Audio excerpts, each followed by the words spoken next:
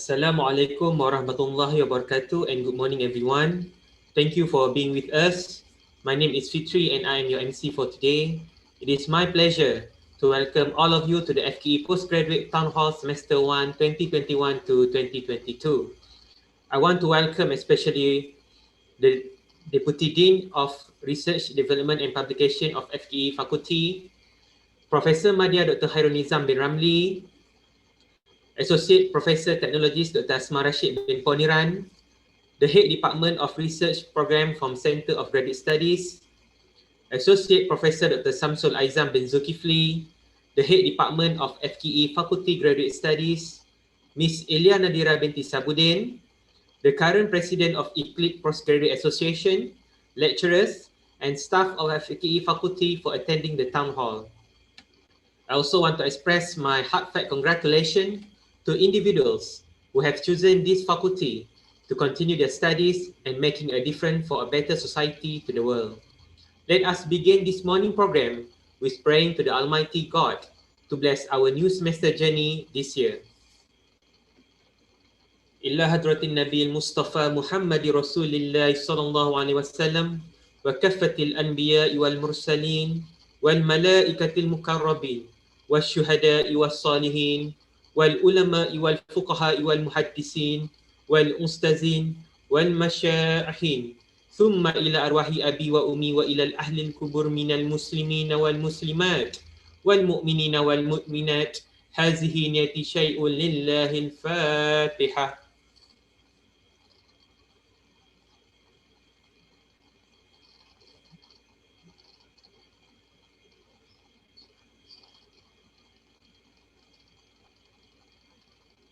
الحمد لله رب العالمين حمدا يوافي نعمه ويكافئ مزيده. يا ربنا لك الحمد كما ينبغي لجلال وجهك وعظيم سلطانك. اللهم صل وسلم على سيدنا محمد وعلى آله وصحبه أجمعين. اللهم بحق ياسين والقرآن الحكيم وبمن اخترته برسالة والنبوة والولاية والهداية إلى صراطك المستقيم وبجميع ما جاء به منك جبريل تنزيل العزيز الرحيم وبقواس الحروف والأسماء التامات وبما أزهرت في الوجود لكل موجود من الآيات البينات وبكفي لطفك المفرج عن كل محموم المقلس لكل مديون يا مجري بحار والعيون يا من جعل قزائنه بين الكاف والنون وعلم بما كان قبل أن يكون.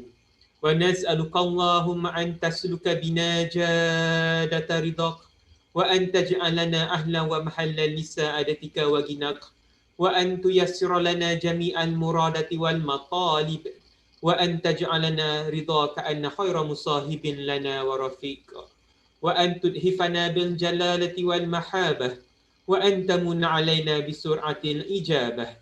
استجب اللهم دعاءنا استجب اللهم دعاءنا وحقق فيك رجاءنا وأدخلنا في رهد لطفك المسون بسر قولك الحق إنما أمره إذا أراد شيئا أن يقول له كن فيكون.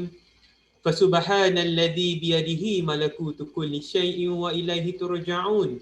سبحان المنافس عن كل محموم سبحان المنافس عن كل مأموم سبحان المنافس عن كل مديون سبحان من أمره إذا أراد شيئا أن يقول له كن فيكون. يا مفرج الهموم يا مفرج فرج يا مفرج فرج فرج عنا همومنا يا حي يا قيوم يا ذا الجلال والإكرام. وصلى الله على سيدنا محمد وعلى آله وصحبه وسلم والحمد لله رب العالمين. تقبل الله منكم منا ومنكم تقبل يا كريم.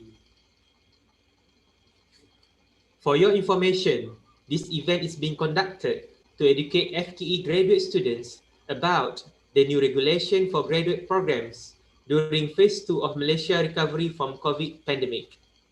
Before we start today's agenda, I'd like to go over a few items so that you know how to participate in today's event.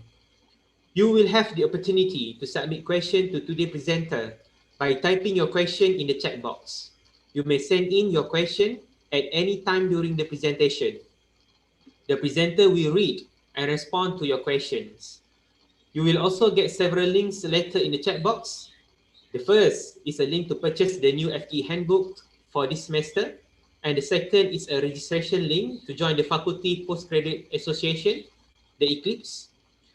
Lastly, the third is the survey link for this event. We are really thankful if you would complete the survey and provide your feedback. When you completed the survey, you will get a follow-up email within 24 to 48 hours of today's recording.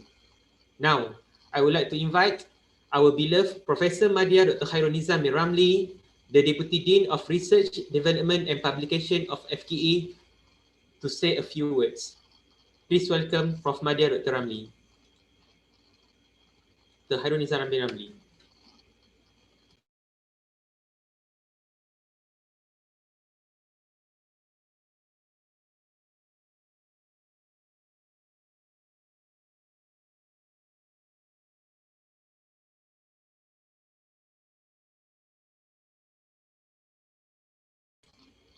Professor, are you there?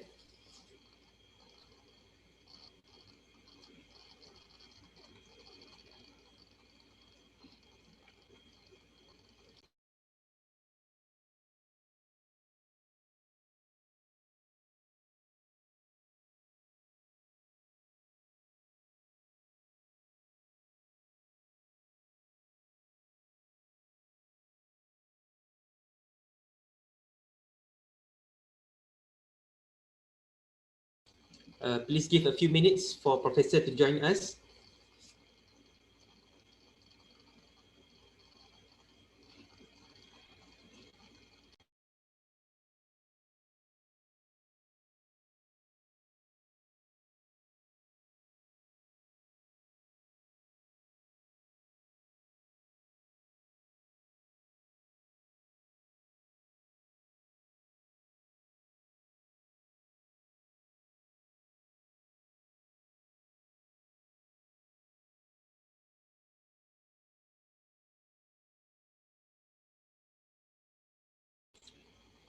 It seems our professor having a bit technical difficulty. So I would like to invite Miss Ilya Nadira binti Sabudin to give a few speech about our postgraduate association, the Eclipse.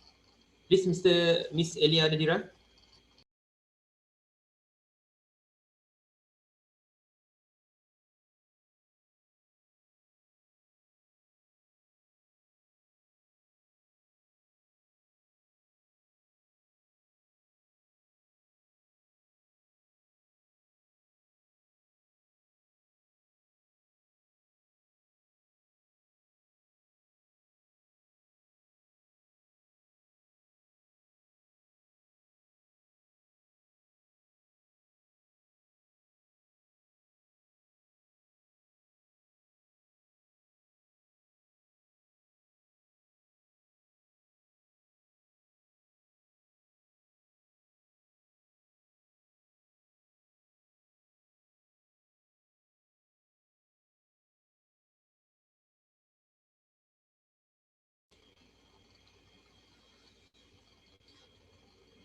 It seems there are a bit of technical difficulty.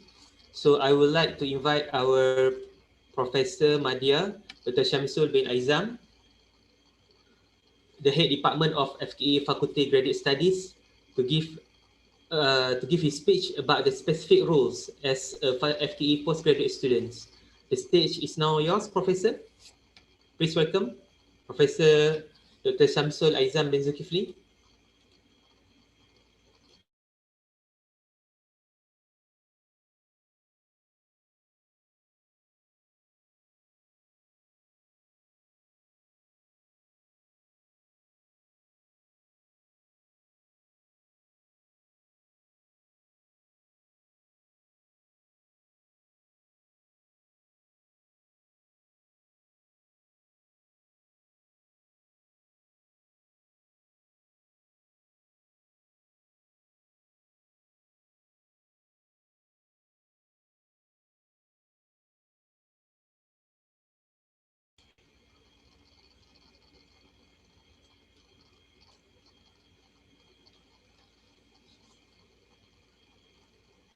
Before that, I would like to remind every audience, there are several links later in the chat box. The first is a link to purchase the new Fkee handbook for this semester as our guide. And the second is a registration link to join the Faculty Postgraduate Association, Eclipse. So the Eclipse is a representation of rights and welfare of postgraduate students, as well as the Eclipse organizing and arranging events within the postgraduate community in order to improve our campus life and also foster postgraduate student integration. So I really invite all audience to join our postgraduate association, the Eclipse, and we are giving a few more minutes to our presenter to overcome their technical difficulties. Please tune in.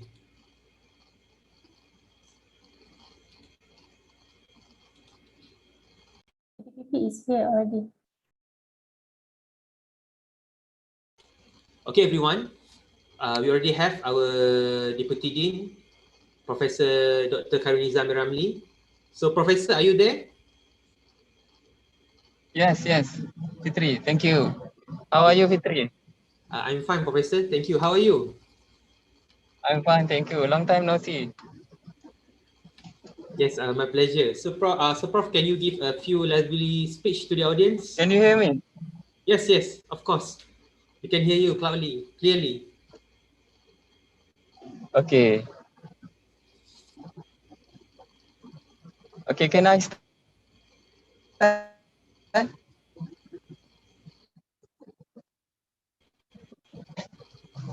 Okay, Assalamualaikum warahmatullahi wabarakatuh and good morning to all new students. I hope you can hear me. Crystal clear. Because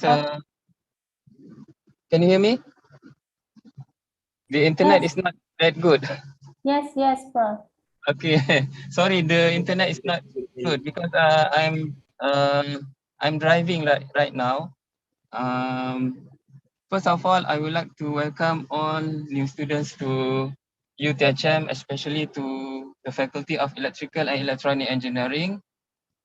And due to COVID-19 pandemic, for your information, all teaching and learning and also research now are done using online platform.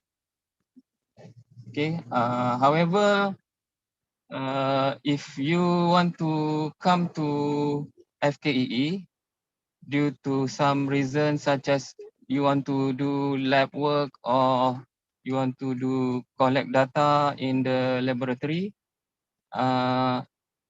can, but you have some condition to meet. The first one is you must have your complete vaccination, 2 doses vaccination. Okay, you must have complete vaccination, and then you must have Dean's permission. So you must have vaccination complete, and you must have the Dean's verification to come to Fkee. Okay, and next, I want to remind all of you on your financial, okay, especially for study fees payment. Please be informed that you must pay your study fees payment every semester. Okay.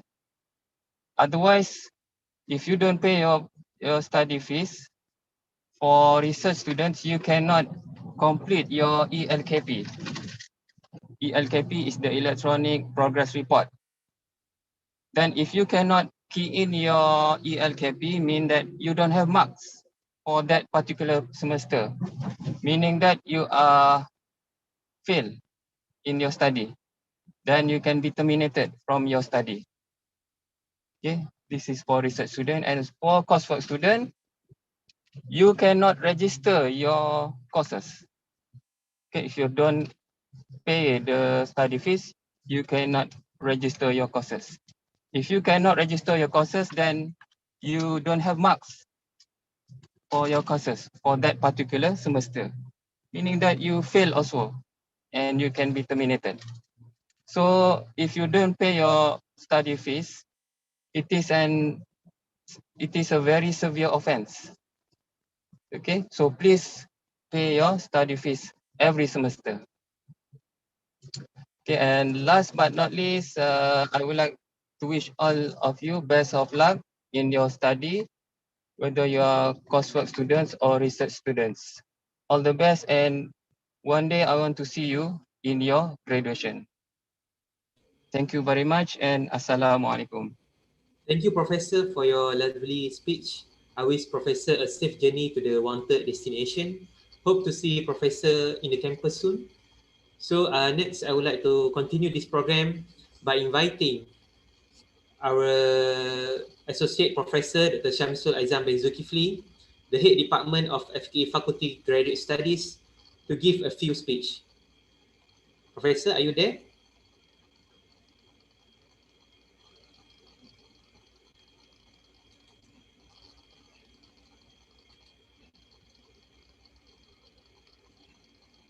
Okay, Bismillahirrahmanirrahim. I hope everyone can hear me. Yes, we can hear you clearly. Okay, because I have some problem with my PC and sometime on my laptop.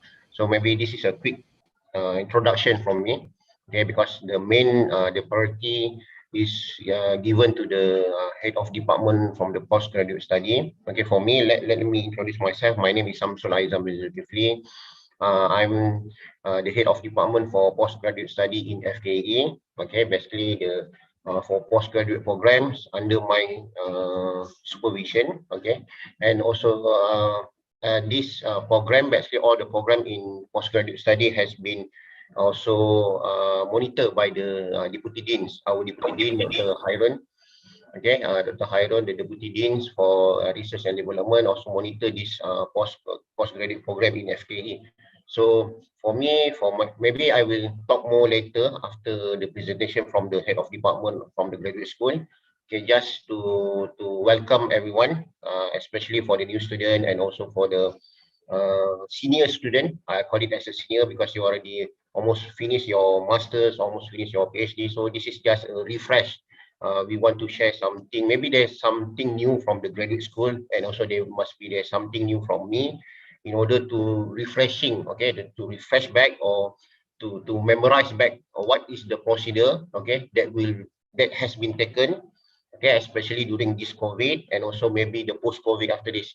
So maybe I hope everyone can hear, can learn from it, and any question you can ask me or the deputy dean or head of department from the graduate school. I think that's all for me. So I return back to the MC, Mr. Fitri. Thank you. Wassalamualaikum. You're welcome, Professor. Thank you so much. So we will now introduce the audience to the Miss Ilya Nadira binti Sabudin to share the aim of our postgraduate association this year. So please welcome Miss Ilya Nadira binti Sabudin.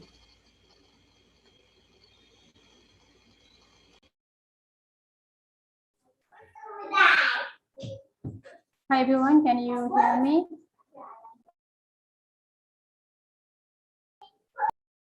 Yes, Miss Ilya, how are you? My line not very stable. Wait for a minute.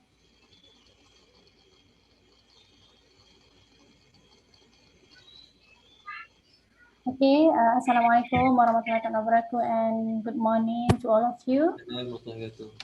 Good morning. Okay, I'm Ilya. I'm the president of Fkee for 2021-2022 sessions. First of all, I would like to congratulate and welcome the new intake student.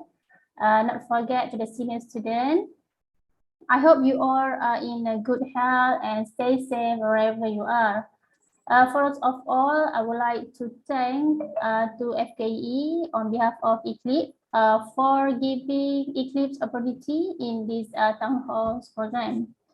Ladies and gentlemen, I would like to simply brief you about Eclipse. Eclipse is an organization for postgraduate students under Fkee. Eclipse stands for Electrical and Electronics Engineering Postgraduate Student Society. Eclipse was established in 2019 This organization is responsible in organizing program related to postgrad student and also help the student due to study issue, welfare, and so on. So here I would like to share a video about Eclipse. Let's watch. Hope our host can play the Eclipse video, please.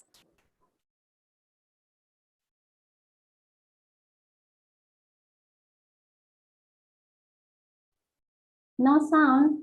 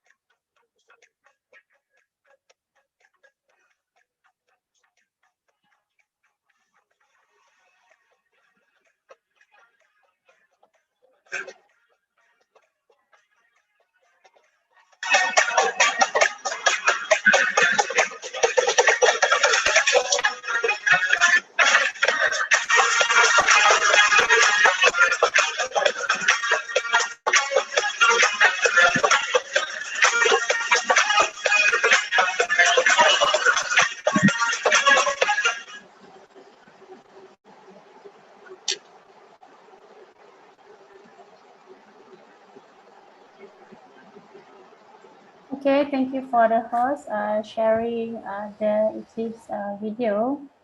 Okay, ladies and gentlemen, actually we Eclipse are opening recruitment to all the Fkee graduate students to join Eclipse as a committee.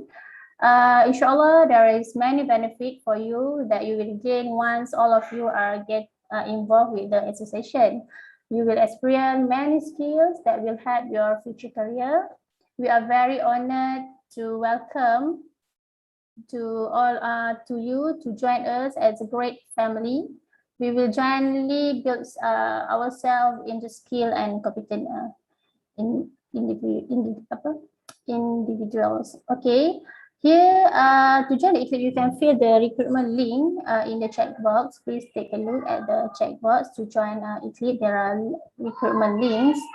Okay, ladies and gentlemen, apart from that, I want to show you, we as Eclipse handle the sales of Fkee handbook, which is must purchase by all the Fkee postgraduate student. This is the handbook. I will show you the handbook.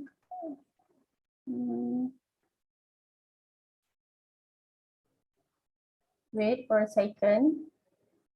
Okay, this is the handbook of Fkee book.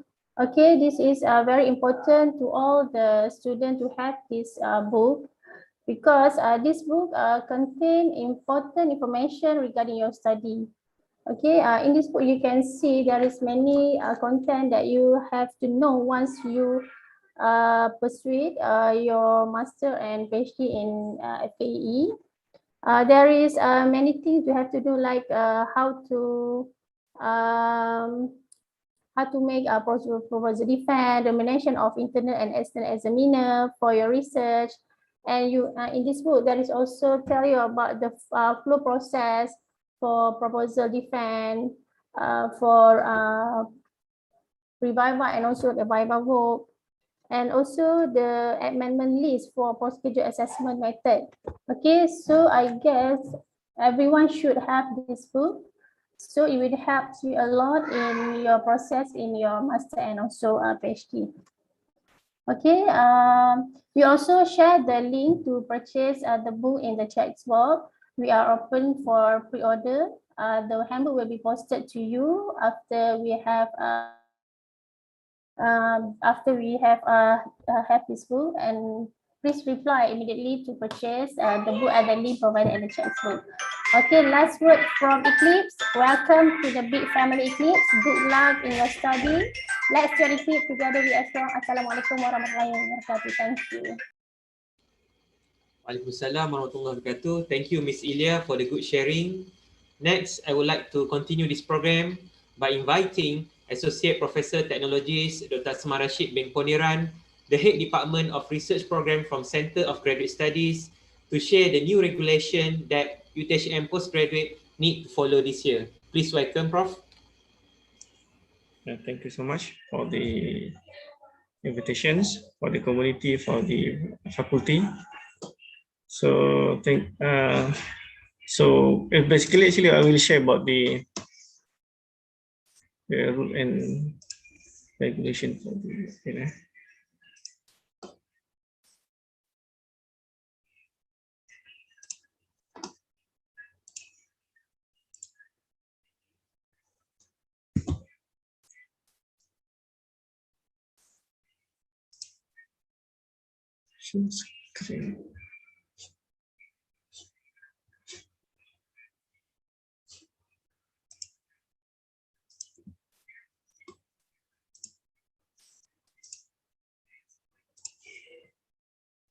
Do you see my my screen?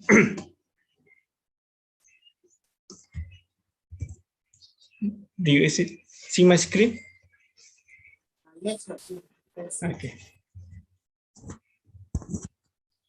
Okay, first of all, welcome to new postgraduate student to Faculty of Electrical and Engineering, and good luck for the senior student for the PG. So actually there are several things that I want to share to you. So first is about the new regulation. So actually the Senate has settled for the regulation, and the effective for the new regulation is semester 1, session 2021-22 actually. So for this semester, there are several things that let me share to you. First is registration is still online, lecture for postgraduate programs. So in this case, refer to the mixed mode, and the postgraduate program is still online. Tuition fee for the alumni half, they got 50% discount, and Viva Voce examinations still online, but starting from October this year. So in order to graduate or to get endorsement from the Senate, so the students after you completed for the Viva Voce, you need to submit for hardbound. It's not soft copy. So hard copy thesis in order to get approval from the Senate. Then you can get your graduate status. Then after that, starting from last 2 semester, if you able to submit your draft to the faculty, and faculty able to submit the draft to the CGS for the Viva Voce examination, One, the requirement completed, then for the following semester, you will get the Viva Voce course codes. So from that code, you don't have to fill up ELKP, you don't have to register for the research course, and you don't have to pay tuition fee. Then this semester we have REGG. There are, I think, for this year, each faculty has five allocation for REGG, only for PhD. So this is an update, and also starting from this semester, if the supervisor or co-supervisor must be attend to the Viva Voce session, meaning that if you presenting or defend your thesis during Viva Voce examination, your supervisor or co-supervisor must be attend as well. So this is several update that I want to share to you. So this is the timetable for research course registration and also ELKP, whereby starting 10 October, actually the official semester for this semester 1, session 2021-22, but the registration must be done before that. So for the senior student that has not standing fee, so the registration will be automatically done. But if you have still a standing fee, so the registration must be done manually. If you exceed the limit, I mean, beyond 10 October, means that I think a fine will be imposed to you. Then for ELKP, starting ELKP, you can fill up for the students starting 24th of October until 22nd of January. Meanwhile, for supervisor, starting from 24th October until 29th of January 2020. So this is the important date that you must know, especially for the ELKP. So once you register, you can fill up the ELKP. If you don't register, meaning that you cannot fill up the ELKP. So the key point here is you have to register for the research course. So you can check in your Smart Online whether you are registered for this semester or not. If not, please contact faculty for the registration, but a fine will be imposed to you. Okay, this is for the ELKP, for the e-poster. Then if you refer our website, there are several things that you can refer. For example, there are regulations, there are other important documents that you can refer. So for the new regulations, I think it still is not uploaded to our website because now we are translating to the into English version. So therefore, we have to wait that. But actually, for the Malay version, you can, get for. You can refer this link. So this is the flipbook. So I will share those links to you. You can in the chat box.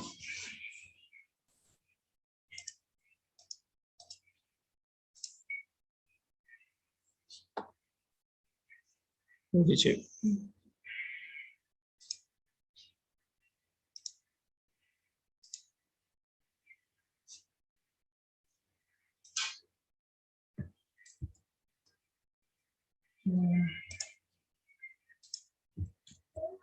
Okay, I share to you about the link for new regulations, but this is for Malay version. You can refer that, you can download, you can convert to PDF. This is flipbook version. Then the other thing is, so if you got something, the curiosity about the fee, you can also refer our website and also the admission requirements or other things. So you can refer here. So if you got anything to ask, you can refer faculty for the research unit, or you can refer to CGS.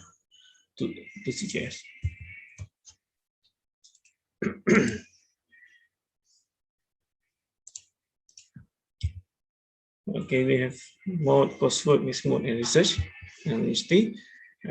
So in order to enroll as a student in THM, so there are entry requirements that you have to follow. For the master, you need a bachelor degree or equivalent.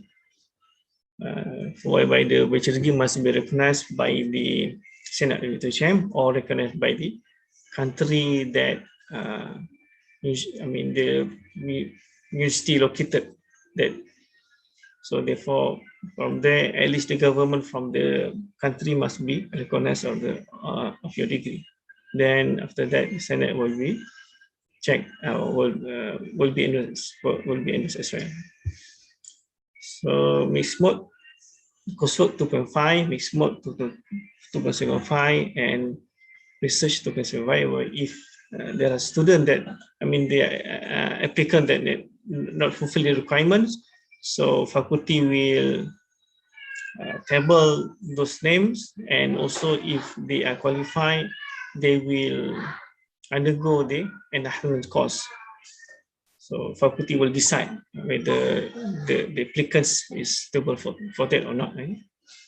So anything you can refer to the faculty. So for PhD, at least master recognized by the Senate of UTHM. So the English requirements, this is the students, or actually this is focused on the international student that not come from the, or not graduate from the English speaking country. So they have to fulfill these requirements. In this case, we only recognize for the TOEFL paper-based or PBT 500 minimum score, or TOEFL internet-based minimum score 60, IELTS 5, band 5, and WET band 3. So this is the minimum, the minimum requirements that we accepted or we recognize. Other than that, actually, for now, we don't recognize. For example, TOEFL ITP, Institutional Test Program. I think many applicants or many students were from Indonesia, they use usually ITP. So we don't recognize ITP. We only recognize TOEFL, PBT, and IBT, not ITP.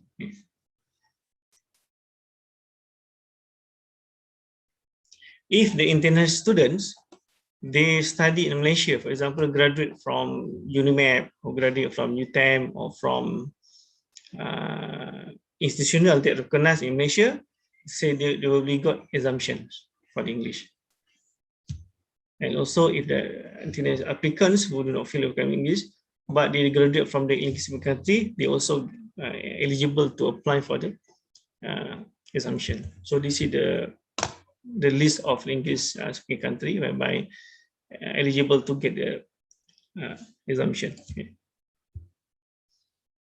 So based on the new regulation, the period of study we use year is not semester anymore. For master by research, master top course, master mixed modes, minimum 1 year. But typical period 1.5 or 1 year and 6 months. Maximum 3.5 years.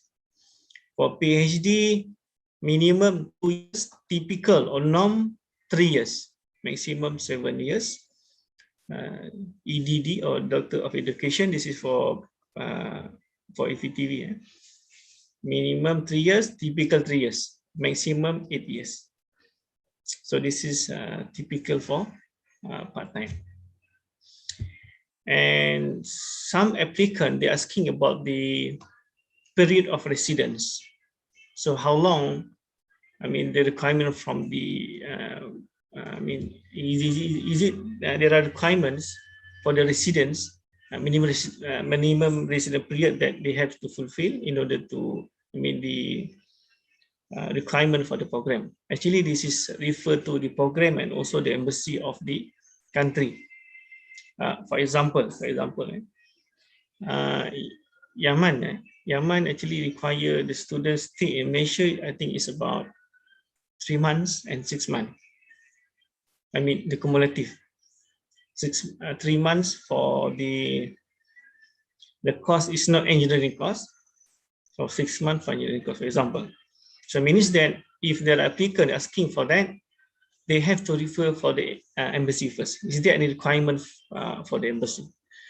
Indonesia, I think it's about 1 month or 2 months, I'm sure. So they have to refer the requirement from the embassy for that. So for now, actually, we are referring to the embassy for each country. So if they're asking about the period of residence. So this is academic standing for the coursework mode. If you got CPA less than 2.7, mean they said you are failed for that particular semester, for example. If you got CPA between 2.7 and 3, so in this case you are condition pass. So in this case you are not eligible to be awarded. Means that you have to improve your CPA until 3 and above, then you are eligible to be conferred ataupun dianugerahkan. So less than 3 you are not eligible to be conferred untuk master coursework in this mode. So this is for the subject or for the course, subject or course. So there are mark there from 0 until 100. We went from 0 until 59 or E until C+, actually fail for the coursework and also mixed mode. If you got B minus, so this is pass. If you got B and above, so you got the pass with merit. Or this is unconditional pass. B minus is conditional pass. This is only for course. It's not for the CPA. This is for course. But if you got, for example, you registered 20 subject for this, I mean for your program, for example, then 10 subject you got, or 10 courses you got B minus, and 30 courses you got, for example, B, and the total CPA, for example, is 3.0, then you are eligible to be conferred. If, for example, for the case B, for example, you have you register 20 subject, and 15 subject you got B minus, and 5 subject you got B, and of course your CPA will be less than 3. So for that condition, your CPA must be less than 3, and you even though you have completed the all courses, you are not eligible to be conferred. So means that you need to improve. For the first subject, you have to improve in order to increase your CPA become 3 and above. Equivalent circuit, minimum passing credit, master, minimum 40 for coursework, mixed mode, and research actually is referred to equivalent circuit. Means that for Malaysia standard, minimum master, the credit must be 40. Some program exceed the 40 minimum. So this is the academic load for full-time and part-time for coursework. So this is for the research. Just now we are looking for, we are discussing, or we are referring for the coursework and also mixed mode for the grade. So this is for research, whereby there are 3 group: TM, tidak memuaskan or unsatisfactory; KM, kurang memuaskan or somewhat unsatisfactory; and MM, memuaskan, is referring to the satisfactory. So the grade between for TM actually is similar to the coursework is about that, from 0 to 59. If you referring to the grade from E to C+, so this is also considered fail. Whereby KM, or kurang memuaskan, is from 60 to 64. So this is, I mean, the grade B minus, and MM B and above. So meaning that, so this is actually reflect your ELKP. For example, your supervisor give mark for ELKP 54, for example, for last semester. So means that you are failed. You are failed and you are not eligible to continue study. Okay, that's case A. Case B, last semester you got, for example, 61, your ELKP mark.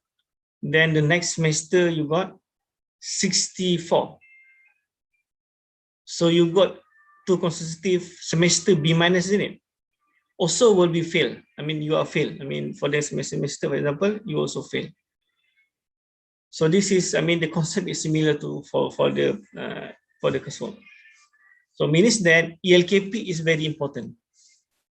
If you don't fill up your LKP and you don't submit to your supervisor, and supervisor don't assess your LKP, means that you will get 0.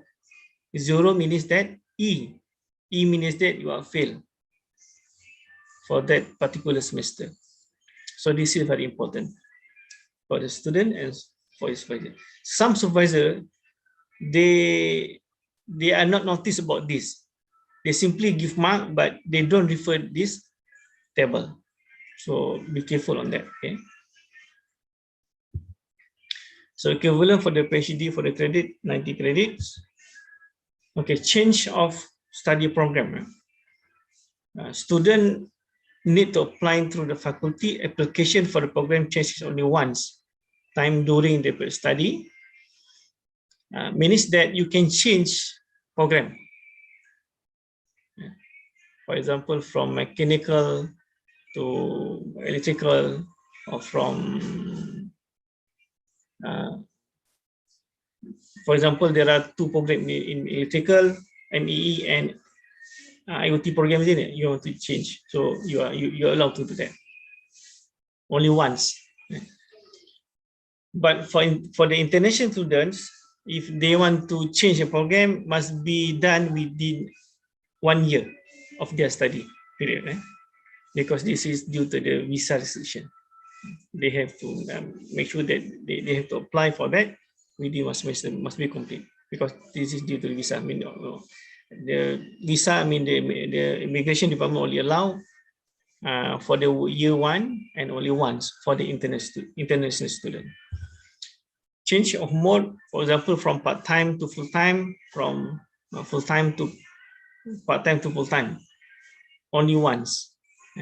But you need make sure that you have a balance of your semester study based on the maximum semester.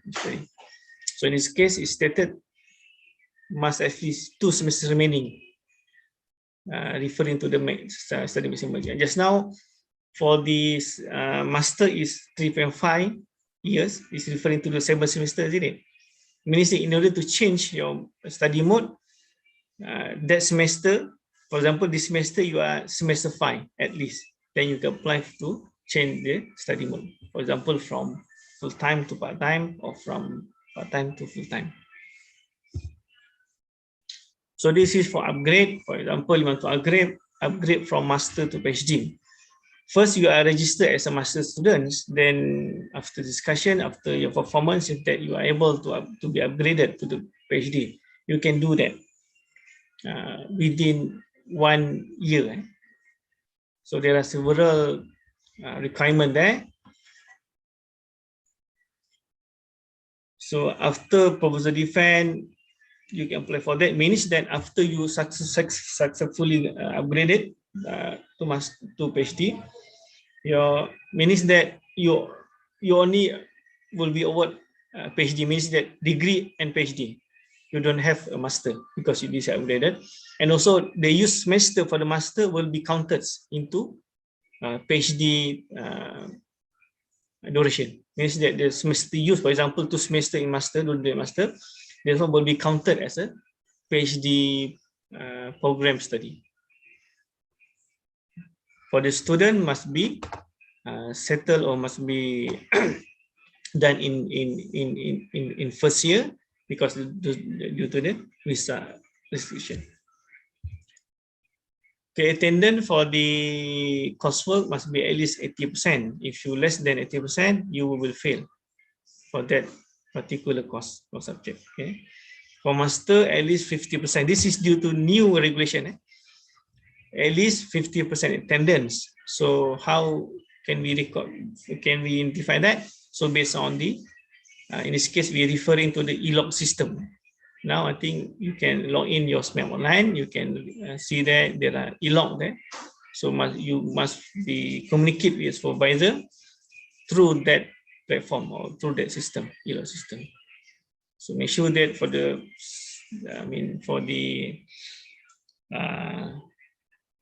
that particular semester must be 50%. 50% if you refer to the semester is at least 7 weeks. You need a record for 7 weeks. Okay, so this is also new regulation, master project dissertation and thesis. For the master, 1 copy, hard copy to the CGS, and those hard copy will be returned back to the faculty after fulfill all requirement. Okay, we are not keeping your thesis anymore.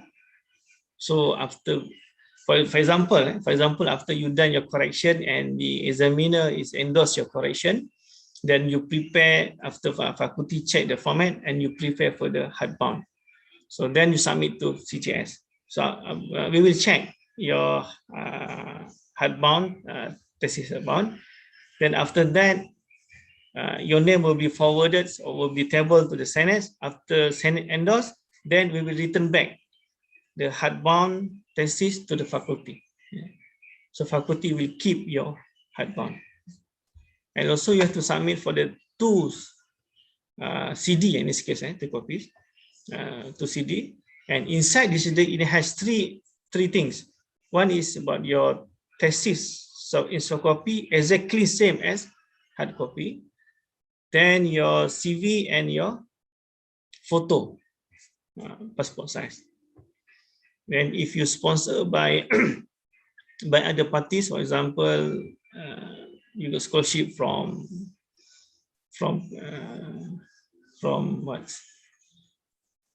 other party lah, for example, from state, for example, from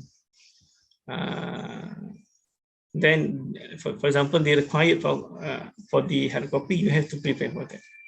But for the minimum requirement, you need only 1 hard copy and 2 CD for the graduation.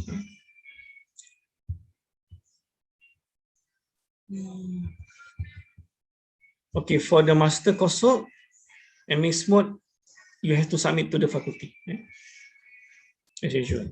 So the thickness, how about the thickness, statistic thickness?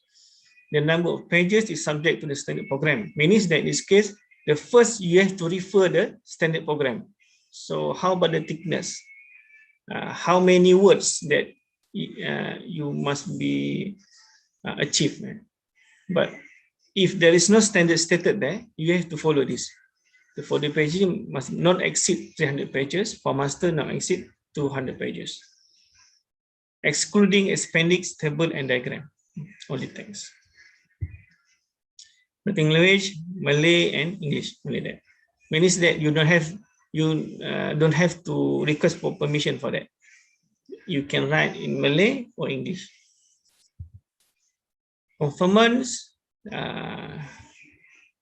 So first, I think the important thing is about the publication requirement. Admission or batch admission from semester 1, 2016-17 until semester 2, 2020-21. So they have to fulfill this requirement whereby 2 publications, either journal or proceeding indexed by Scopus. For PhD and master, only 1 publications indexed by Scopus. So in this case, this is not restricted to the journal.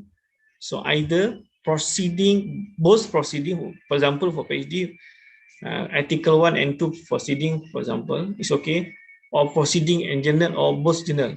So no problem. And again, this is not requirement for Viva, this is requirement for graduation. Means that you can go for your Viva even though you don't have any publication. You can proceed. So because this is requirement for graduation, it's not requirement for Viva. Okay. So for this requirement, only effective is imposed for batch. I mean the admission batch semester 1 session 2016-17 until semester 2 2020-21. Admission starting from semester 1 2021-22, I mean this semester, they will comply with this new publication requirement. For master, one article in proceeding, this is minimum, minimum article from proceedings, either indexed by Scopus, ERA, or Web of Science. For PhD, one article, journal article, either indexed by Scopus, ERA, or WAS, or minimum 2 articles in proceedings, either indexed by Scopus, ERA, or Web of Science. This is referring to the science and technology students. You are applicable for this. This is for social science. So this is, I mean, the requirement is, I mean, the toughness requirement is reduced compared to the previous. So means in this case, if you for this batch and onward, if you publish in, I mean, indexed by ERA actually the Australia, I think is similar to Scopus, but Australia they're using ERA or Web of Science, then you can consider complete requirement for the publication. Because the previous, I mean, the batch from 2007, 2016, 17 until 2021, they need to comply for the Scopus or Web of Science for Master 1 and PhD 2. Okay. Deferments for the medical reason, also the special reason. So will be not counted, but maximum limited to semester, 2 consecutive semester only. Means that, for example, this last semester, this semester they apply for that. The third semester they are not allowed. The student not allowed to continue. They have to register first. Then maybe the other semester, then they can apply again. So sorry to interrupt. There's a question from the participant. From Fatih Yakan, Miss Fatih Yakan. She asked if the Viva fee need to be paid for each semester or only on last semester. How about it? Okay, for the fee, I mean the Viva voucher fee only paid for before your Viva conducted, not for the early semester. If you refer to our website, the fee, you can see that, and you have to pay before you apply for Viva, the fee.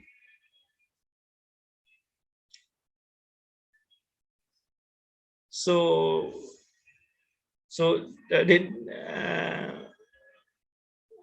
for example, after you done your pre-Viva, then after you done your correction, then you submit your final draft to the faculty. Faculty will submit to CGS. So we will check either you are the Viva voucher fee will be imposed to you or not. So if you are eligible for that, so usually for now we will inform the faculty, then the student must be paid that fee before we can process for the Viva.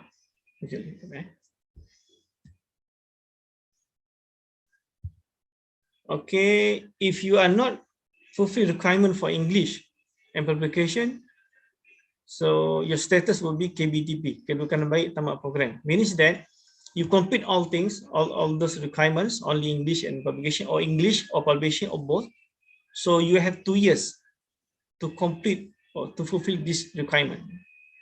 If you fail to complete within 2 years, so you will be not conferred by the master of PhD.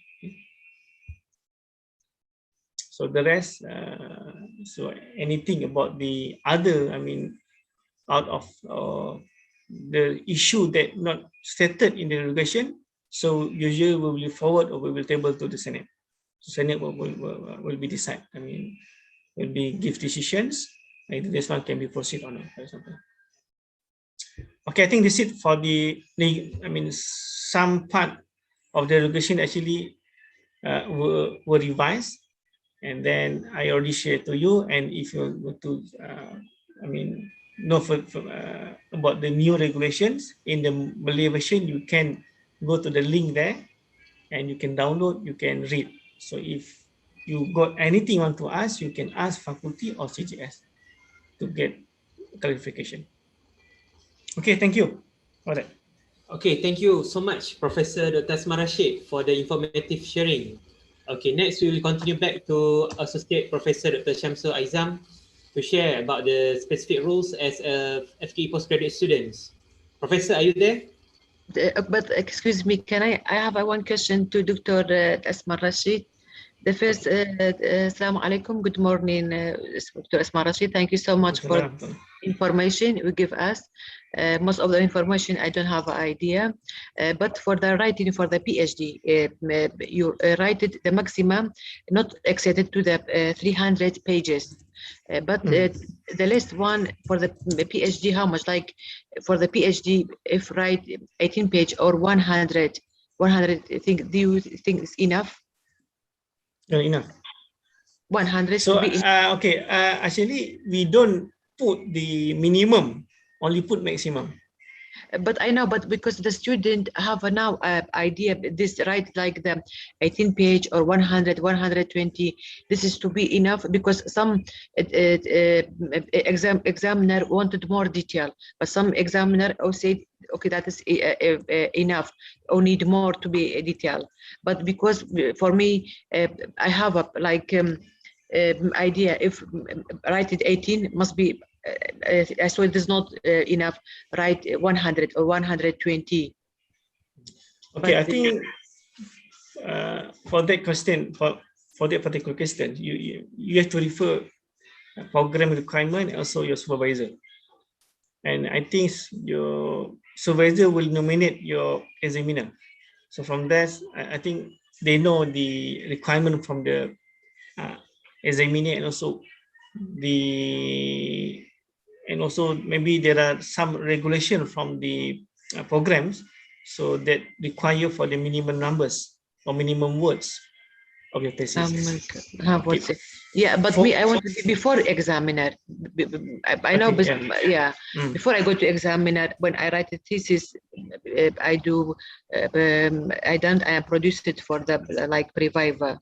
But before this one, I write it because I said, okay, because already we write the minimum not less than this one and maximum this page, like not less than 80 page or 100 or 120 page.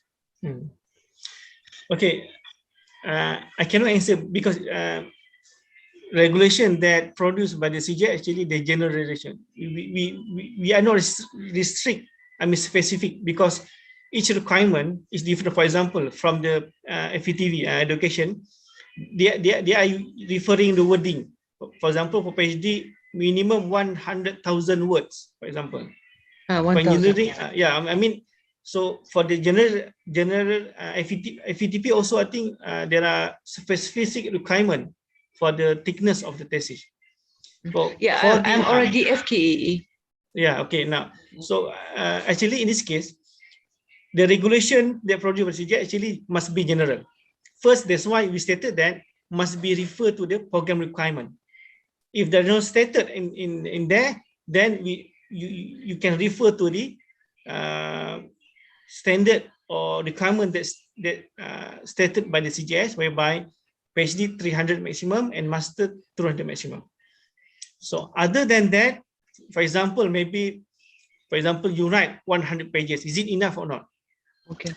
So I cannot answer about that, but I think your supervisor and faculty can answer, because maybe there are other requirements from the program.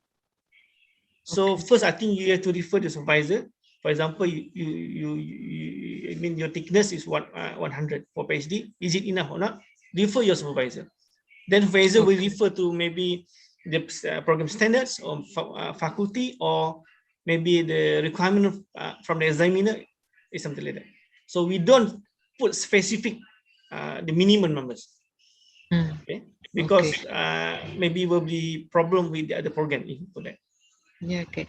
And another question, excuse me, sir, before like 2 times in April, and this one you do the webinar conference like this one, and it's have a certificate, but still one I don't get the certificate. I like Oh, it. really? Yeah, yeah. If Did you can fill up the attendance?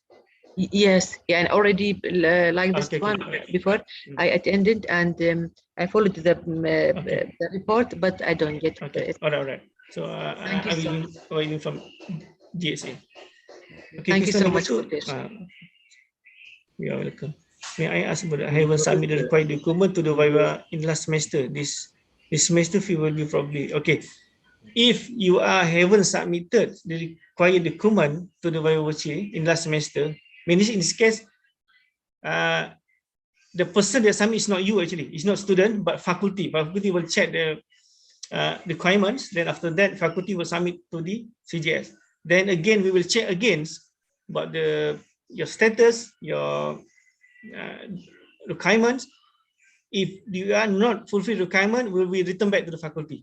So, and if the process passed until the semester, means that the semester will be, the charge or fee will be imposed to you. Okay. If you can settle before this semester begin, so means that this semester you will got the voucher code. Then after that, this semester also, I mean, the fee will not impose to you.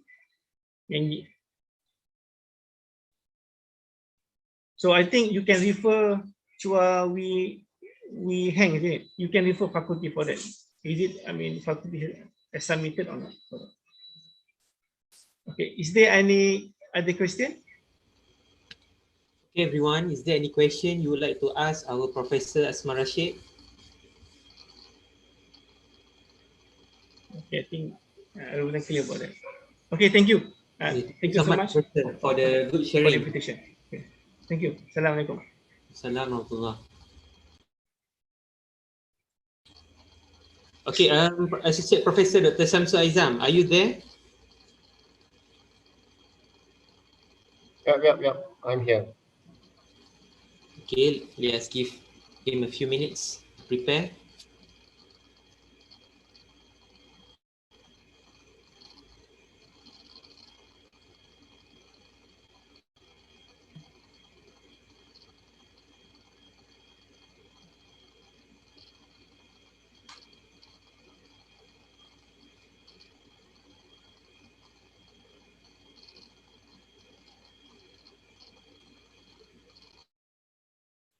Boleh nampak skrin saya tak, Fkee?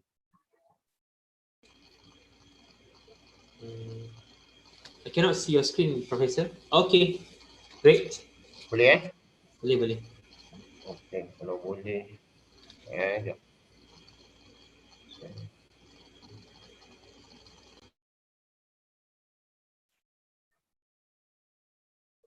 Boleh sekejap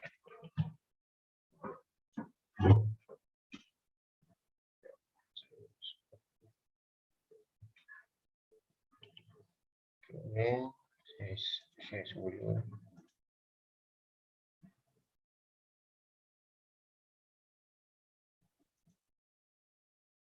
Okay, boleh nampak ke tak boleh? Yes, Professor. We can see it very clearly. Okay.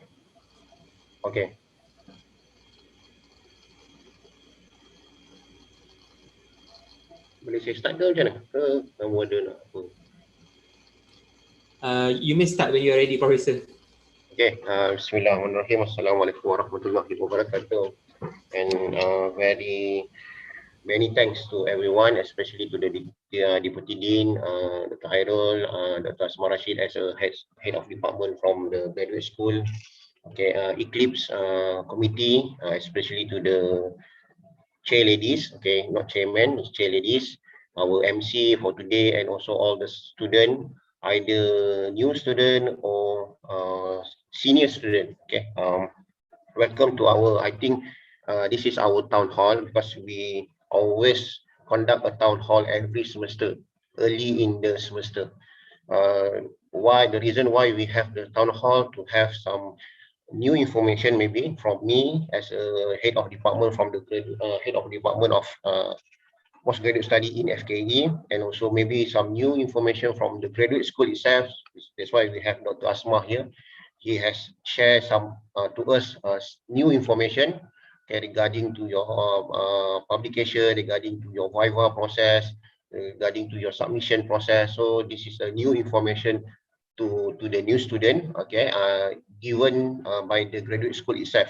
Okay, as mentioned by Dr. Asma, graduate school has taken a general, what you call general limitation or boundary. So everything should go back to the faculty. So in here, I will focus on the faculty itself for the program in postgraduate study. So I think I will not talk too much regarding to the information. So let's start my presentation. So my name is Samsul Aizam bin Zulkifli. I'm a head of department for postgraduate study for Fkee UTHM. So before that, I need to introduce to every one of you. Maybe some of you have know them. Okay, my team members or my colleagues, because they are the coordinator for the program. For you all information, we have 4 programs in Fkee. Me as a head of department, okay, for the postgraduate studies, I've been helped by 3 superwomen. Okay, they are superwomen because they are the coordinator for each program. So we have first Dr. Nik Shahida. Okay, she's the coordinator for the KE and PE. Okay, KE and PE basically for Master by Research and also the PhD program. So any related to the research, okay, regarding to program structure, maybe they got some standard that we need to follow from the graduate school. So I and coordinator Dr. Nick and also DDPP will sit together, then decide, okay, what we need to do, because the graduate school gives a new instruction, so we need to decide what we need to do in order to make sure that the student can at least can fulfill all the requirements given by the graduate school. Then we have Dr. Wan Mahani. She's the coordinator for the MEE, Master by Coursework. Okay, she's the coordinator for Master by Coursework. I think in this presentation, or sorry, during this seminar, I think there's a student from the MEE, or Master by Coursework. Okay, Master by Coursework, I believe Master by Coursework is you need to attend a class, then you need to take an exam every semester, then there will be a grading. So then at the end of the semester, then after your semester 1, in your semester 2 and semester 3, maybe you need to do a final year project. Sorry, master project report. Okay, so this one more higher than the final year project. Then we have another one, which is TS, Madam Sharifah Saon. She's the coordinator for MET. MET is a new program that refer to the IoT. So this is our new baby for Fkee. This is our new baby. And also we have what I call a new baby, but and also a newborn student. Okay, just recently we have one student graduate from the MET program for the IoT. So what I will talk today, there will be some, I think around 9 important information. Okay, I will cover everything, especially for the program in Fkee. Then at the end of this program or my presentation, maybe if you have something to ask regarding to the Fkee. Okay, before that, you have heard from the Dr. Asma regarding to the graduate school. The graduate school has put a standard. So, but in Fkee, we need to put some where we need to go. So at least we can help the student to finish on time, to have a good viva process, and also able to conduct a good research works. So it will benefit to us, and also it will benefit to the student. So there will be 9 elements that I will share to you in my presentation. So first of all, it's about the program. So I need to at least I need to introduce you the program, so you know what is the program in Fkee. Because maybe at the end, after you finish your masters, after you finish your PhD, maybe you can promote the program to your colleagues back in your country, okay, in Middle East, anywhere in the world. So maybe if you then you can promote our program to the to your colleagues. So in here, we have 4 programs. I've mentioned to you, we have 4 programs for Fkee. Then we have a PhD, yes, PhD, masters, master by coursework, and master in Internet of Things. So I just need to emphasize here the PhD. Our PhD is PhD in electrical engineering. Okay, we doesn't have PhD in electronic engineering. We doesn't have PhD in communication engineering. No, your degree will be awarded as PhD in electrical engineering. So there's no bracket communication. There's no bracket or electrical power. There's no bracket for electronic, microelectronic. No. So this degree has been recognized by the authorized body. So we have got the what they call the accreditation. So we cannot change the name. So if the student asks for change the name, so it's not possible. If you change the name, so the accreditation will be invalid. So that's why we need to maintain the degree is PhD in electrical engineering. So this electrical engineering is cover everything. It's not just based on the electrical parts. It's cover electronics, it's cover IoT, it's cover all related to the electrical engineering, because we know currently everyone is talking about electrical engineering. So please, okay, I know some of you asking about the names of the degree, okay, to have bracket. No, this is not possible. Same as in master in KE, we have master in electrical engineering. So that's why we have electrical. We not have the electronic. We doesn't have any communication. So don't worry about the names. Okay, but you need to work. But in the names, you have the expert. Where is your expertise? So in here, for example, you are doing masters, but you expertise in communication. So you can promote your communication skills. Maybe in terms of your research conducted in communication. Maybe you're talking about 5G, 6G, 7G. I don't know. So this is how you promote. But in terms of program, you cannot change anything. Okay, same as in MEE. MEE also master in electrical engineering, but there has a bracket there. Okay, there has a coursework. Yeah, that one, the difference is only the bracket, coursework or research. That's it. It doesn't what you call emphasis or specific to the specific area. So we need to make sure that this is our degree. And at the end, and one more program, which is the in IoT, Master Science in Internet of Things. So it's very clear. IoT is very clear. But let's say you have friend want to do IoT, but under Master in Electrical Engineering. Yes, it's possible, because we have a focus group that talking about IoT, big data, data analysis. So anything related to the new trends, AI, artificial intelligence. So you can join us. Okay, if you want to learn more on this content subject, maybe you can promote to your friend. Okay, join the IoT program. So this is the human power. I need to to promote. Okay, why Fkee is the best? Maybe not very best, but it's the best among the best lah. Okay, I cannot say that we are the very best, but we can say among the best. Okay, so we can see from here we have 2 professors, we have 34 associate professor, we have 35 senior lecturer, we have 69 lecturer. Again, 69 lecturer consists of doctorate lecturer and also non-doctorate. So don't worry about the level of their education. So the minimum they have almost 90% they got the doctorate. So the minimum level for their, if you have your supervisor is just a senior lecturer or lecturer, I think it's not a problem, because the level of their education is already at the maximum. So we have industrial fellow, we have senior instructor. Then we have currently 5 postdoc. So basically the postdoc, if I can share with you, most of them, I think 80% from them are our students. Okay, they are doing their PhD, then they got some postdoc opportunity to continue their research in Fkee. So this is the what you call the human power. So it shows that we are capable to handle a student, and also it shows that our students also like to continue their postdoc study, or maybe some of them been hired as a senior lecturer or lecturer, either in Fkee maybe or in different faculty. So in Fkee, basically we have for postgraduate student. Okay, we have 152 PhD currently. Okay, at this moment until October, 90 KE, 46 MEE.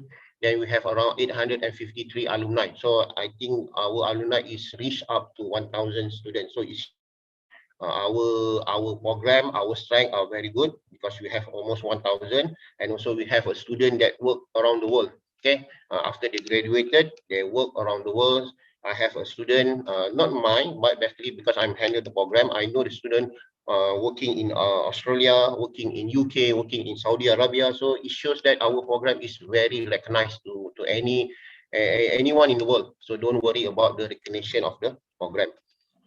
So this is the entry qualification. I need to mention the entry qualification, okay, because Dr. Asma in graduate school already mentioned about the entry qualification, but this one is specific to the FKE itself. So I believe in here there's no problem because you are already student of FKE, you already fulfill all the requirement. So in terms of doctorate, you need to have a master degree. Okay, you already passed this one. Okay, others qualification, master degree, your bachelor, your bachelor degrees. So in terms of English, as mentioned by Dr. Asma before, currently we are only entry requirement. The English is entry requirement. Okay, previously there is a exit requirement. Exit requirement, as mentioned by Dr. Asma, you need to fulfill the English before you can be graduated. Okay, if you not fulfill, you will still hang around between FKE and PPS because you're not going anywhere because you not finish your English. So the English is very important because basically last time they changed from exit policy, but currently they changed into the entry policy. So if you have a members want to join us, make sure that they can fulfill the English, the TOEFL, the IELTS. Okay, that's mentioned by the graduate school Dr. Asma. So anyone, I believe, because we have also a numbers that intake last 2 semester or last semester because they are using the exit policy, they cannot graduated. Okay, they finish everything, but they cannot graduated due to the English. So that's why English is very important. If you need to make sure that you can fulfill your English. Okay, there's no escape route. There's no escape route for English, especially for the international student. There's no escape route. You cannot say that, okay, can I do different English but it's equivalent to TOEFL? No, it's not possible. So that's why there's no escape route. So you need to make sure that you need to what you call, make sure you can fulfill the English. So there's a time frame to fulfill the English is for two years, I think. Okay, if not, I'm not mistaken, you need to fulfill the English after you graduate, after you before you graduate, after you finish everything. In between 2 years, you need to get your English. If not, then there will be a problem. So please, English is very important because this is what you call communication. Now communication, everything is in English. Okay, so that's why we need to have English. Then also for the master's degree by research, I think everyone has passed the requirement. And also we have for the requirement from bachelor to masters, they need to have 2.75. Okay, same, English is very important. So this is a exit entry policy. So I believe everyone has got the English, TOEFL or IELTS. Okay, master by coursework. Okay, this is Master of Electrical Engineering by coursework. Okay, we have a minimum 2.5. Okay, the minimum CGPA that can enter the program is 2.5. But me and TDPP, Deputy Dean, consider not too low. Okay, we have some our limit. Okay, we cannot consider too low, meaning that maybe you have a friend that want to join our program, but he's in 2.0 CGPA. But this limit, me and Deputy Dean will discuss, then we will see. But there will no too low. Okay, but we can lower it, but not too low. So we have the consideration. So this is the one maybe I know. Okay, currently due to the situation, most of the students want to join the program because they say that, okay, they can see that, okay, in terms of doing nothing, there's no job in the market, then they want to continue for their masters. But in terms of the entry qualification, at least minimum they can get 2.5. But for us, for me and Deputy Dean, we will see, okay, what is the minimum number, but not too low. So this is, I can say that it's not too low. So this is the program. Okay, then English is a requirement, especially for the international student. Then you can look the list of in English exemption. Okay, if you come from this certain country in CGS, there's a list over there. Okay, if you graduated from this university, from this country, or you are from this country, you can be exemption for the English qualification. So for master's program, okay, for MEE program, okay, we have basically this program is 3 semester. Okay, the 3 semester meaning that you need to follow the timetable. There's a timetable given to the student, so you need to fulfill. You need to attend all the classes. You need to do your test. You need to do your final. You need to do your project. Okay, given by the lecturer. So this is the timetable. So I will not details because at the end we can purchase this detail in our handbook. Okay, we have September intake for coursework. We have September intake. Then we can have a February intake. So mostly our master by coursework we have 2 intakes every year, one in February, the other one in September. So you need to make sure that if you look carefully, okay, the subject itself is more on advanced level.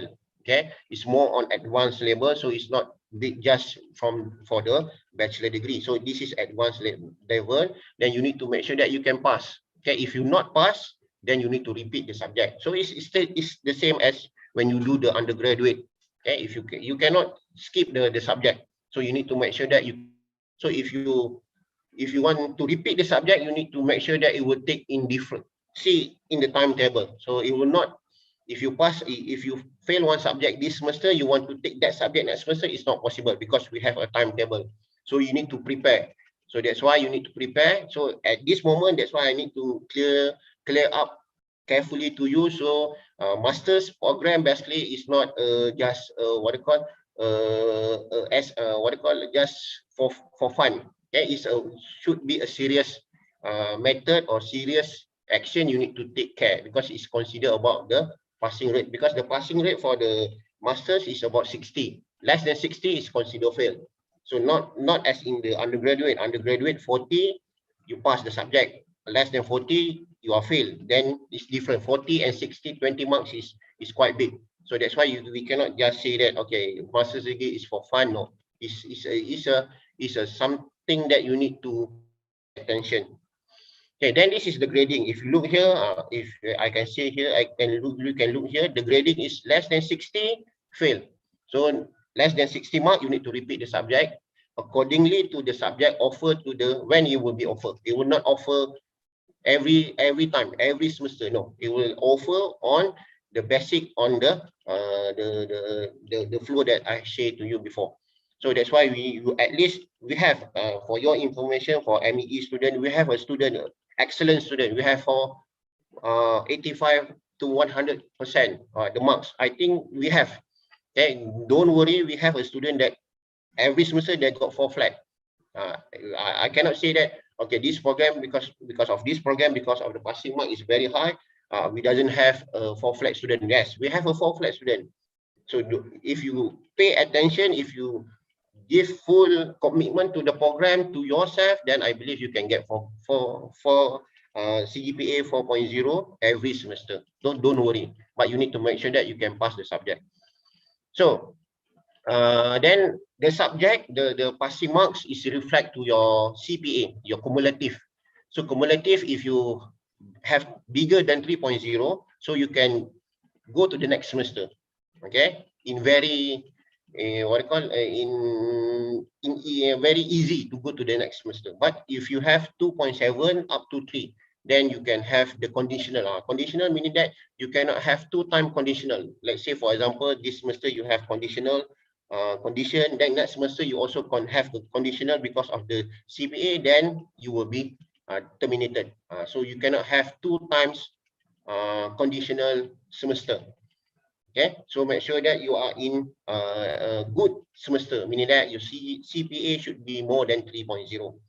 Okay, then one more thing, if your first semester is 2.0, less than 2.7, okay, then you will be automatically terminated from the program. So if you have been terminated from the program, then you need to apply new if you want to continue, if you want to join back the program. So you need to apply again in the system. So that's why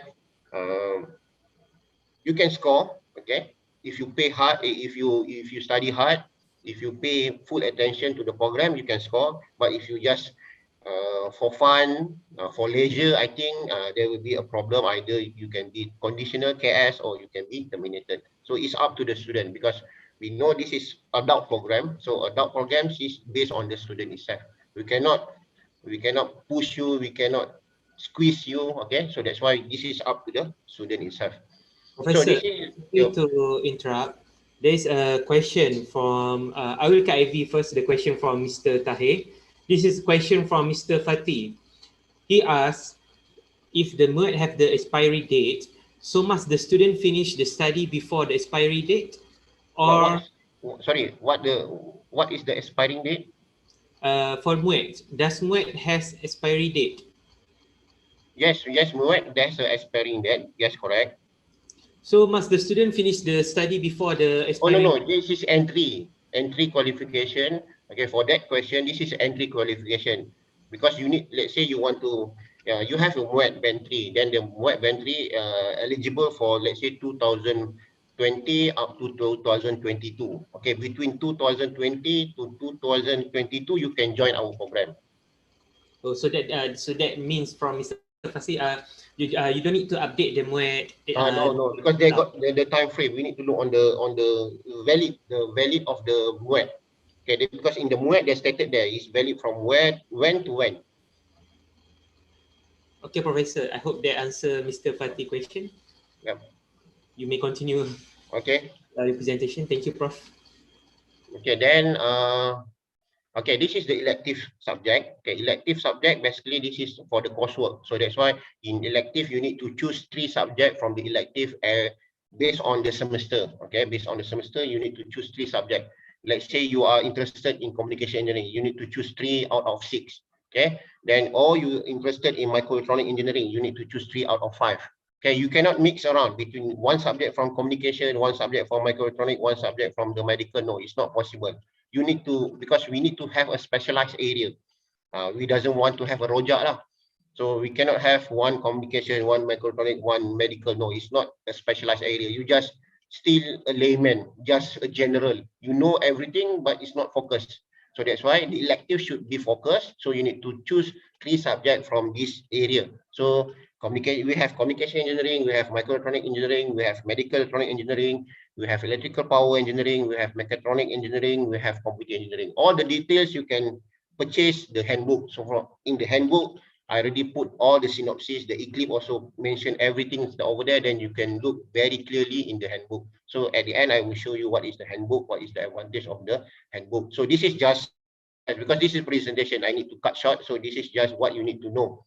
Okay, the subject will be that available in electrical power, mechatronics, computer engineering. So basically, in MEE, we have 5 electives. Okay, biomedical, communication, computer, electrical power, mechatronics, and also the microtronics. Sorry, it should be 6. So I make some mistake over there. Should be 6 elective.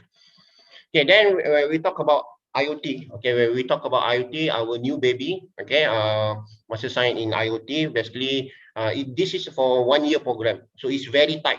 The program is very, very tight because you need to use your short semester.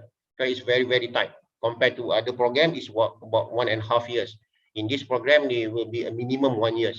Okay, so it's very, very tight. Then you need to follow. There's also February intake and also the September intakes.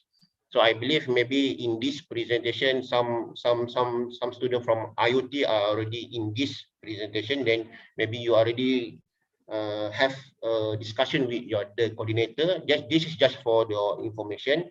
Okay, we have 3 semester, very tight semester. We need to finish in 1 year. So we have the structure over there. Okay, then also we have a core subject, we have a project, still we have a master project 1, master project 2. Every program should have a master project, okay, for the masters. Then we have elective. We have 4 elective. Then in our elective, they refer to the different departments.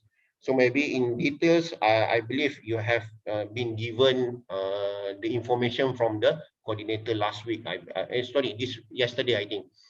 Okay, so this is the elective that we have. If you can see from here, we have the elective is cover all the broad area of IoT. We're not just focusing on electrical, electronics, IoT. We are talking about a broad area of IoT. If you look here, we can have a data science. We can have dam brake, which is dam brake is not belong to the electrical.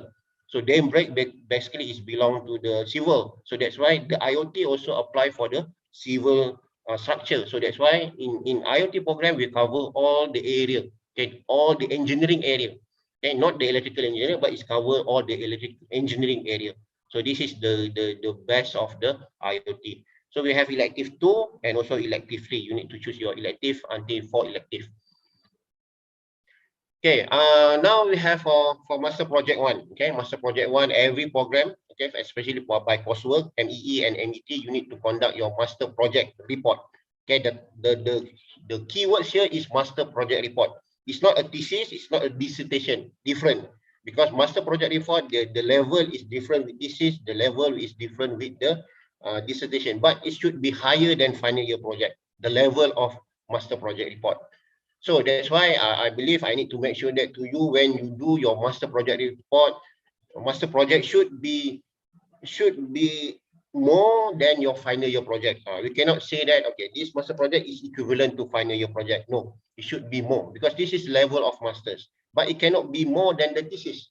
Because when we talk about thesis, it look like a new information that you need to deliver. But in here, maybe in terms of how you can apply, how you can prove, then this is the level of the master project 1. So in master project, they have two activity, 2 semester, master project 1 and master project 2. So this is just a brief what you need to do from week 0 until week 14.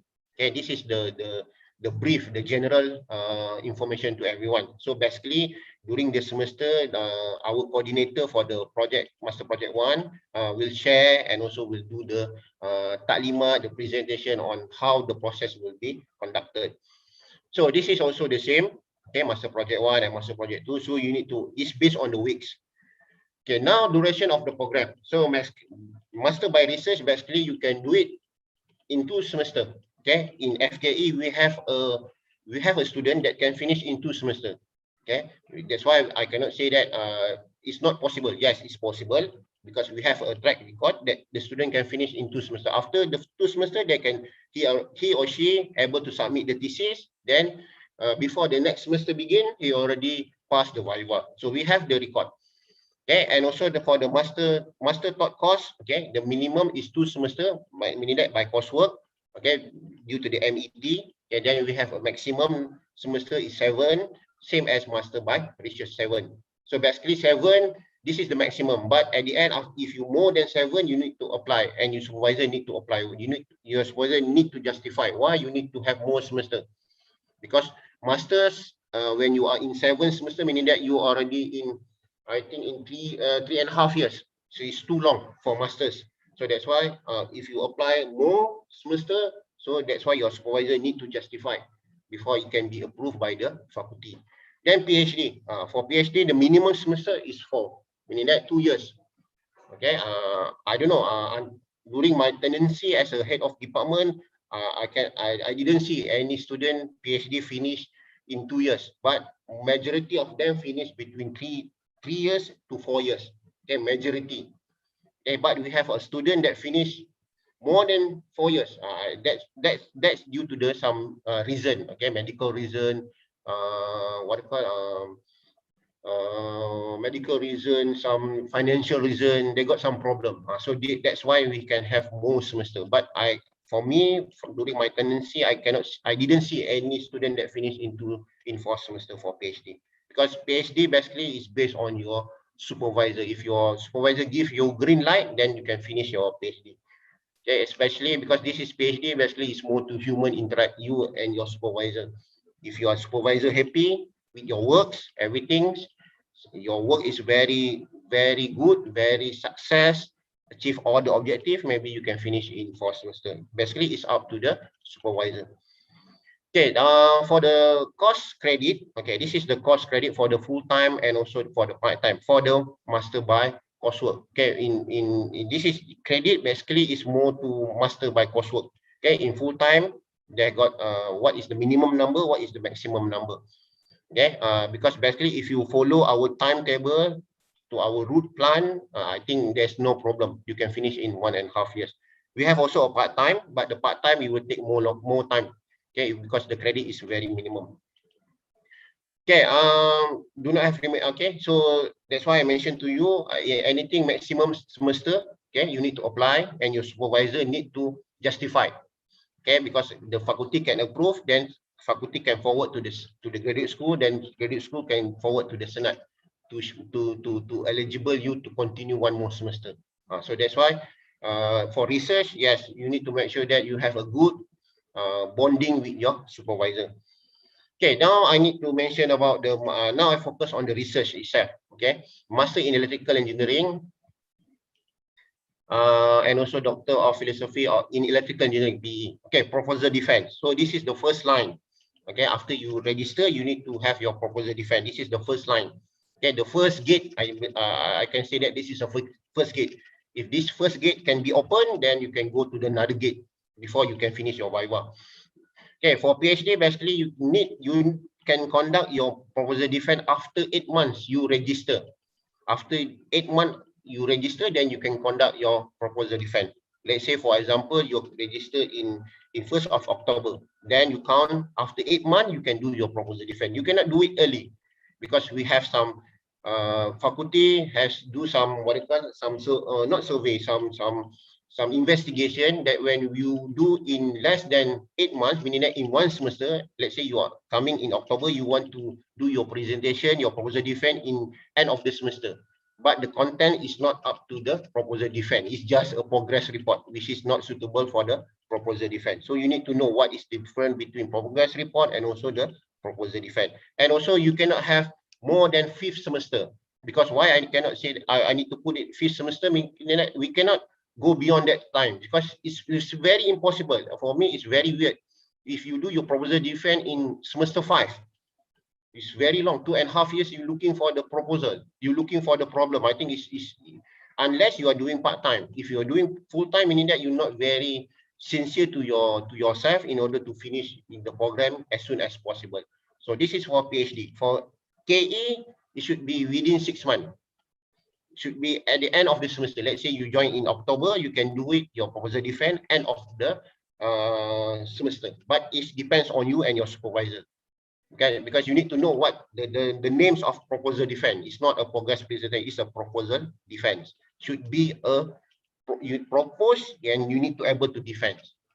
So this is the keywords over there. So in proposal defense, there will be 2 panels. Okay, expert in your area. Okay, suggested by your supervisor. So this is they are the expert. They are in that area. So the suggestion given by the panels are to help you to improve your PhD or to improve your master. It's not to condemn you. It's just to improve. Okay, so make sure that you can get all the information if you're doing your proposal defense. So for defense presentation, how we will conduct, then that's why you need to look on the handbook. In handbook, because I will not share here, handbook saying everything, because this handbook is like your books. You need to bring this book all the time until you graduated. So the contents of the proposal defense is following the content evaluation. Okay, you can look on the evaluation form, then you can look what you need to have in your proposal defense. Then at the end here, if you look here, the panel should given the outcome of the defense proposal. The outcome is pass or representation. We doesn't have fail. Okay, don't worry. That's why I mentioned to you, we have pass and also representation. You just, if let's say the panel is not happy during the first time presentation, you can do it next month. Okay. You can do it next month. So there's no fail, because in our faculty, we doesn't fail the student during the proposal defense. So if you go to the more higher university, okay, let's say more recognized university in Malaysia, maybe in Europe, maybe they have pass, fail, and representation. So that's more tougher. Okay, compared to us, it's just a representation. If you have need to do the presentation again, it's not a fail. It's just they ask you to improve more. That's a good thing. Okay, if you pass, meaning that you are a very good student. So all the comment given by the panel should be taken seriously. So we have a form. Then you need to make sure that you taken seriously on the comments.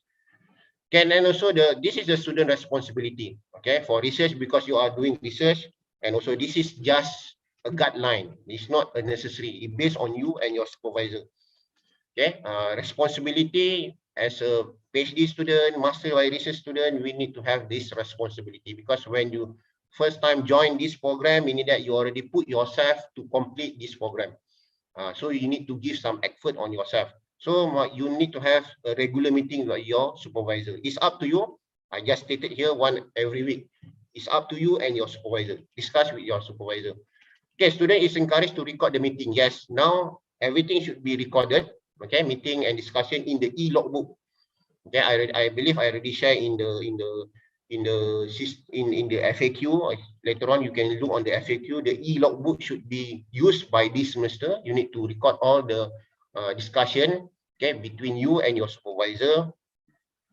Then you need to submit the progress report using the ELKP mentioned by Dr. Asma, our deputy deans. The ELKP is very important. Okay, ELKP to show that you are progressing in every semester. If not, you cannot continue the next semester because you not complete the ELKP. So in the ELKP is very important. Okay, you need to make sure that you are able to do the progress things. Okay, student must notify supervisor. If you have any difficulty, you can notify supervisor, or you can discuss with the coordinator, the one that I mentioned to you, or you can discuss with me, or you can discuss with deputy dean or from the graduate school itself. Okay, if you have some problem, okay, not on your research. Okay, okay, if you're talking about you're doing medical, you ask me regarding to medical, maybe I cannot help. Okay, but if you're talking about regarding to the process, okay, you need to defer, you need to change your program for whatever, maybe me, the deputy dean, Dr. Asma Rashid can help. Okay, but in terms of research, maybe you need to look for the related area to the related person to choose the right person in order to help you. Okay, student should ensure his registration. Okay, registration is very important. Every semester you need to do your registration. Okay, you cannot miss this registration. So Deputy Dean has mentioned, Dr. Asma has mentioned, you need to pay. Okay, if you have a debt for last semester, you cannot register for the next semester. You need to clear up the last semester, then you can register. So that's why it's because the fees is controlled by different body. So they want to see the money come in, then they can open to the system. So that's why the registration is very important. If not, you cannot. If you're not able to register, then you cannot do the ALKP. Then it will affect on your progress. Okay, for your study also. Okay, student is responsible for the content, presentation, thesis, and viva presentation because you're doing PhD, you're doing masters. So the content should be yourself. It's not copy and paste from somewhere from the internet. You can, because all the information now we can Google it. So we can find a PhD, we can have a thesis in internet also. So everything you need to be a responsible because this is your work. Only you know what is you're doing. So you need to be responsible in terms of everything, okay, of your study. Okay, then supervision and co-supervision. Okay, for research, you have one supervisor. You need to have one supervisor. You cannot be, you doesn't have supervisor. You say that I can do it by myself. No, it's not. This is not PhD. PhD basically is we need to a supervisor to supervise you. We need that to help you.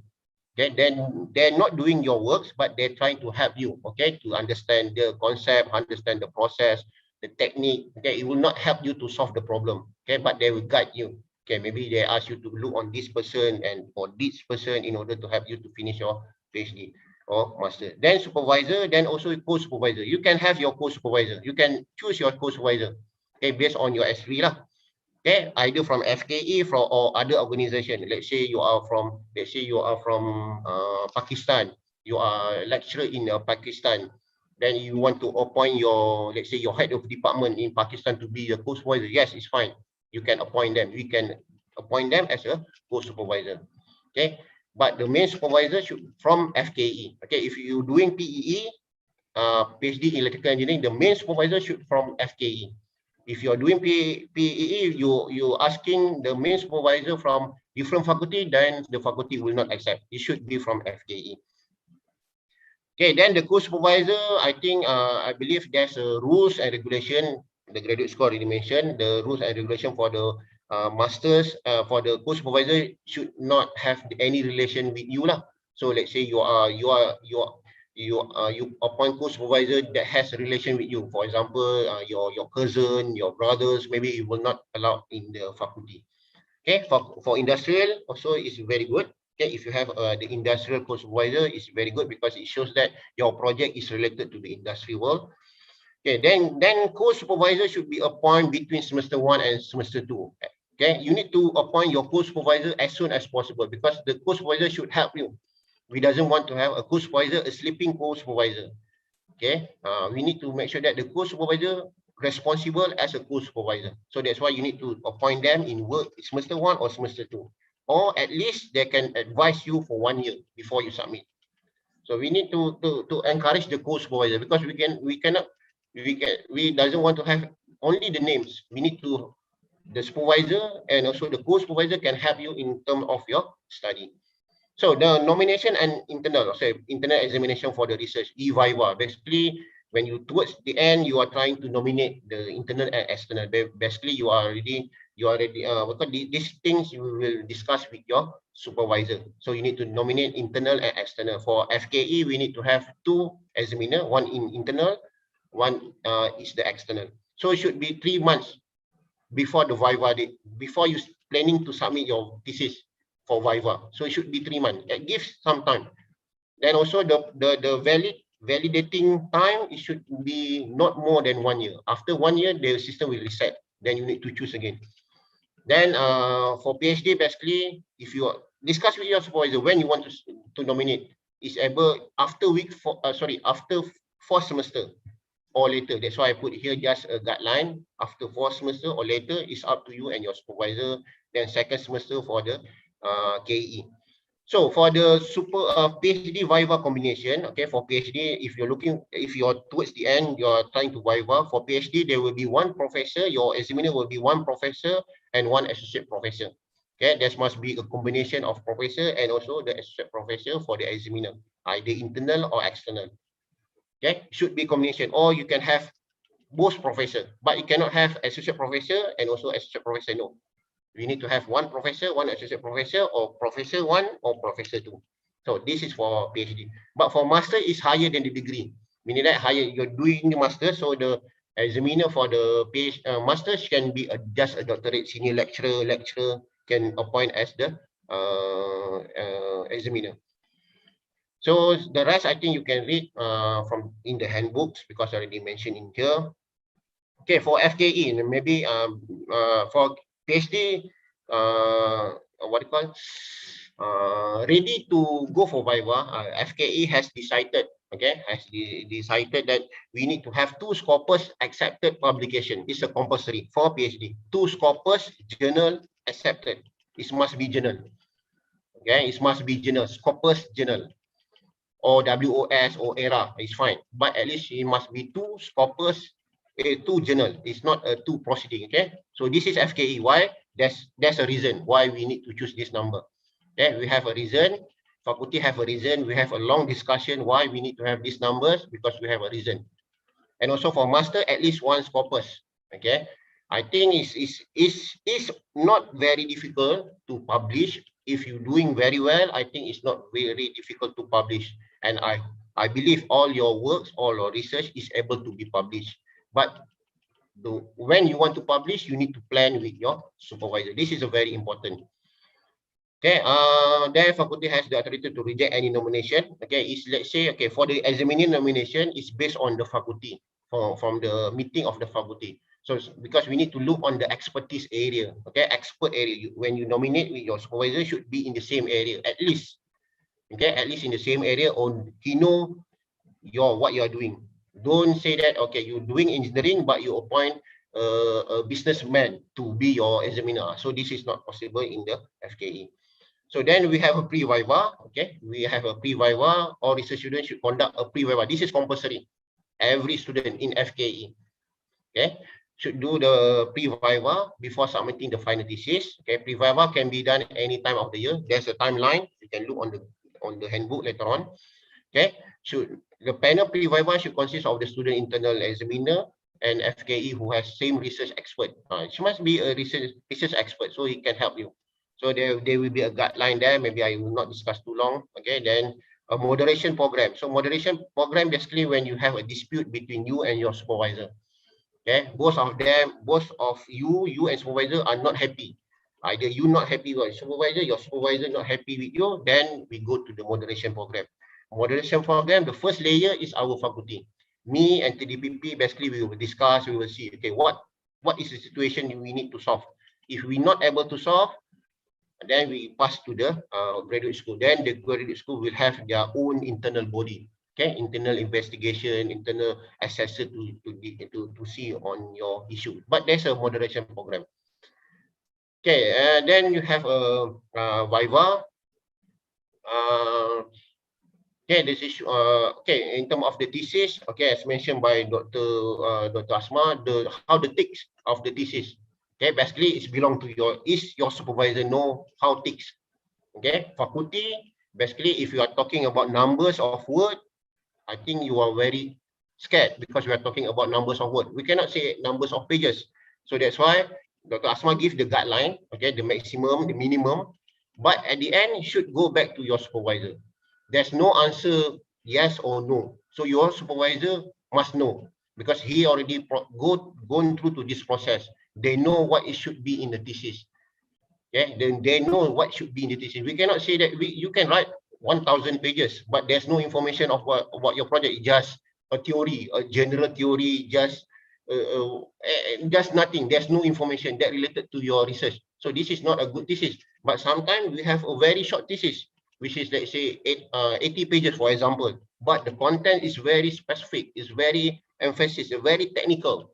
Explain everything, clear everything. So only your supervisor can know. Okay, because your supervisor is work on your area. Okay, for me, if you are talking me as a supervisor, I have my area. I know what my examiner need to know. So there should be some pages over there. So that's why the answer for Dr. Asma is correct. Your supervisor. Okay, if you ask the faculty, maybe you will afraid because when we put a standard, then you will be afraid. Okay, because I know some university they are talking about numbers, words, 80,000 for PhD, 50,000 for masters. So you will be very scared. Okay, it's basically your supervisor. So discuss with your supervisor. Okay, then your supervisor at the end you need to have your pre-viva when you want to submit pre-viva. Turnitin report should be less than 30. Then also proofread. This is very important. Three things. Okay, pre-viva should be there, Turnitin report should be less than 30, and also proofread certificate. Proofread certificate should be from the authorized proofreader. It's not your friend from your country. No, we not accept. We only accept a certified proofread because why? We have a reason. We have an answer why we need to have the certified proofread. Because we have a problem before. I will not share in here. So we have a problem. So that's why we need to make sure that everything is in order. Then also the Scopus ID, I will show you, everything is in the handbook. Maybe later on you can read the handbook from first page to the end page. So that's why the handbook is very important. I'm not promoting the handbook because the handbook is, the idea for me is during my PhD, I need to bring this handbook in my bags for all the time, okay, from first day until my graduation, because we know what is the process. So that's why I need to return back to my student, especially to our faculty student. Okay, then route to graduate on time. Okay, this is based on your supervisor. I cannot say anything more on the graduate on time. Your supervisor know very well on this one. Okay, when you gonna be finished. Okay, 42 months, 24 months, or 18 months. Okay, research proposals. This is supervisor duty. Maybe later on you can read from this one. Okay, I will mention to you. Okay, this is the requirement. Okay, this is the requirement.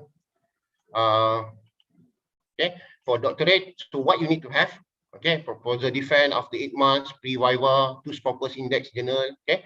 I put slash, but the slash is not considered. Proceeding we not consider. We're talking about journal, 2 Scopus journal. Then evidence of the, when you have the Scopus journal, then automatically you will have your Scopus ID. Don't worry. If you have a journal in Scopus, automatically you will have your Scopus ID because this is concurrent. Professional proofread and Turnitin. Then we can have a research within 6 months, okay, it's a proposal pre-viva before 1 Scopus index, okay, for proofread and Turnitin, and also for the master program, okay, pass 40 credit or 40 credit master project report, Turnitin less than 30%.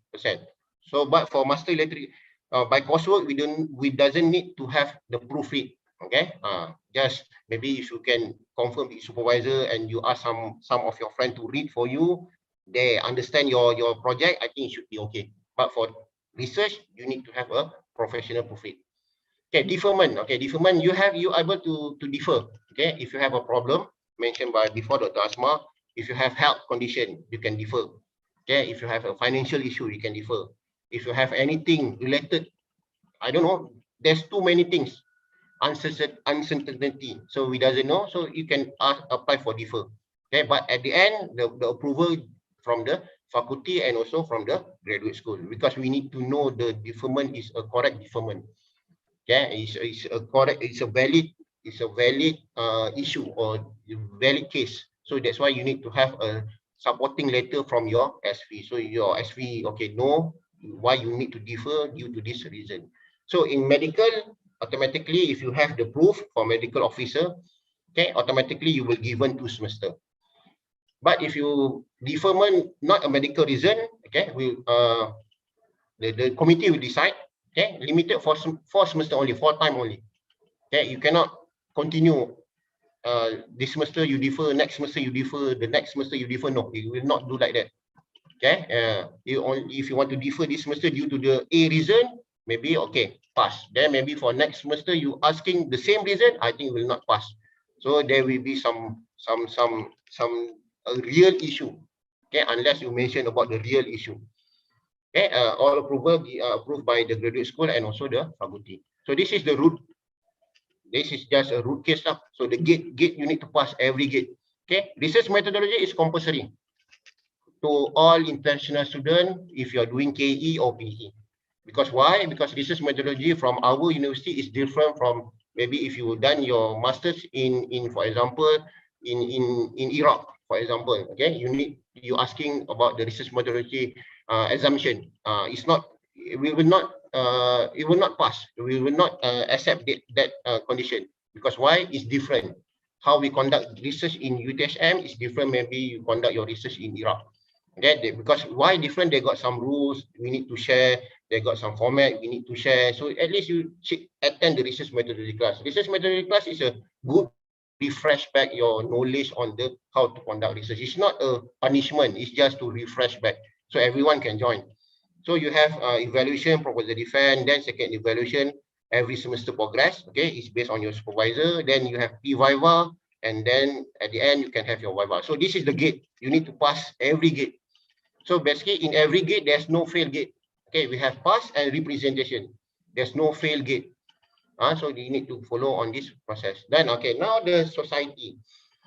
Okay, that's why in the beginning of this presentation or in our seminar here, town hall, you can see the Eclipse share everything. They want to ask you to join the Eclipse because why? Eclipse is our electrical engineering postgraduate student. So when you join this one, you know, in terms of research, different area of research, you know, different culture of your friends, different habits. So this is why we need to have some society. We cannot work in silo. We cannot work doing our project all the time because we need to have socialize. We need to socialize ourselves with our colleagues. Okay, either in different area. Okay. For example, Fitri is doing the IoT. Then maybe you can share Ilya doing some UAV technique in control. So you know, okay, this guy doing this one, this guy is doing this one. At least we need to share. Okay, we cannot work isolated because when you work isolated, so then you become stressful. Then you can have a mental problem. So that's the problem. He doesn't want to have that one. So in this handbook, okay, this handbook mentioned by Ilya or Fitri, okay, you can purchase from the Eclipse. We have a latest one. Is for here is 10 ringgit. Maybe I think Ilya later on and Fitri can share what is the price now. Okay, this very important. All the information are given in here, so you can look on this in the handbook because the handbook will not be online because I doesn't like online because I need to make sure that this book is you what you call you keep as good as possible. So that's why we are making as a hard copy. Then we can have Eclipse and also we have the IEEE clubs. Okay, you can join them. IEEE in UTSM. Okay, we also have the Eclipse because most of the IEEE member are the Eclipse member. Because if you know what is the IEEE, then we can have the Eclipse. So this is the program. Okay, this is just on the IoT. So just to share with you the IoT. Okay, this is the FAQ. I think I already given in the Telegram. So this FAQ is for 1st October 2021. So you need to look what you want to do. You need to look on here. because everything we already put in the FAQ. So all the information, when you want to defer your program, when you need to submit your ELKP, when you need to drop courses, so everything is in here. So that's why this is very important, because why? During this COVID, everything is online. We cannot entertain you all the time. The officer is not on the office all the time. Me, TDPP, Dr. Asma is not on the office all the time. So that's why this handbook is very important to you in order to understand the process. Okay, if the university open back again, then it's another story. But in here, currently everything is online, so should be online. Read carefully, then try to understand. Okay, and about the postgraduate program, as mentioned to you at the beginning, our postgraduate program has been accredited by the MQA. So don't worry about the accreditation. Okay, we already get all the MQA. So you can, that's why you can go anywhere around the world to further your study or to work. So that's why I mentioned to you, our students are working around the world. Okay, we're not just working in the Malaysia. They are working around the world. So the manual for the program has been the handbook. Okay, research profile for FKE staff can be found in QR code. In the handbook also over there, you can look on the research profile. Research profile meaning that you can know each person area. Okay, what he's doing. For example, you want to look on me. I'll say what I'm expert on. You want to look on the Deputy Dean, what is expert on. You want to look what the Dr. Asma Rashid, he's expert on what. So you can look on the QR in the research profile. Okay, the FAQ is given there. Rules and regulation I already mentioned here. Okay, then mentioned by Dr. Asma, we have a new rules and regulation. Okay, from the postgraduate study. Then this is the FKE staff research profile. Then you can scan everything what you want to scan here, but not the handbook. Handbook you need to purchase. Then thank you. That's it from me. Is any question, Fitri? Thank you, Professor, for delivering the information. We have several questions in the chat box. So should I read to you, Professor? Yes, Fit. Okay, the first question is from Mr. Tahe. He asked for the graduation requirements, can the co-supervisor from another local university be the corresponding author, or it must be the main supervisor? Okay, for the authorship of a paper. So basically, if we are a student, we need to put our names, our supervisor name, and our co-supervisor. Okay, let's say your co-supervisor from different country, but you need to put his name because he's the co-supervisor. So we need to give a credit to them. So the rest, if you have, let's say you want to have more names, let's say for example, your I don't know, maybe the one that help you in terms of paper on the research, maybe you can discuss with your supervisor, because the research is belong to you, supervisor and co-supervisor. If you have more names, you need to discuss with your supervisor. That's why there's no answer yes or no. But for co-supervisor, yes, we need to give the credit to them because they already help you. Credit should be given to the co-supervisor.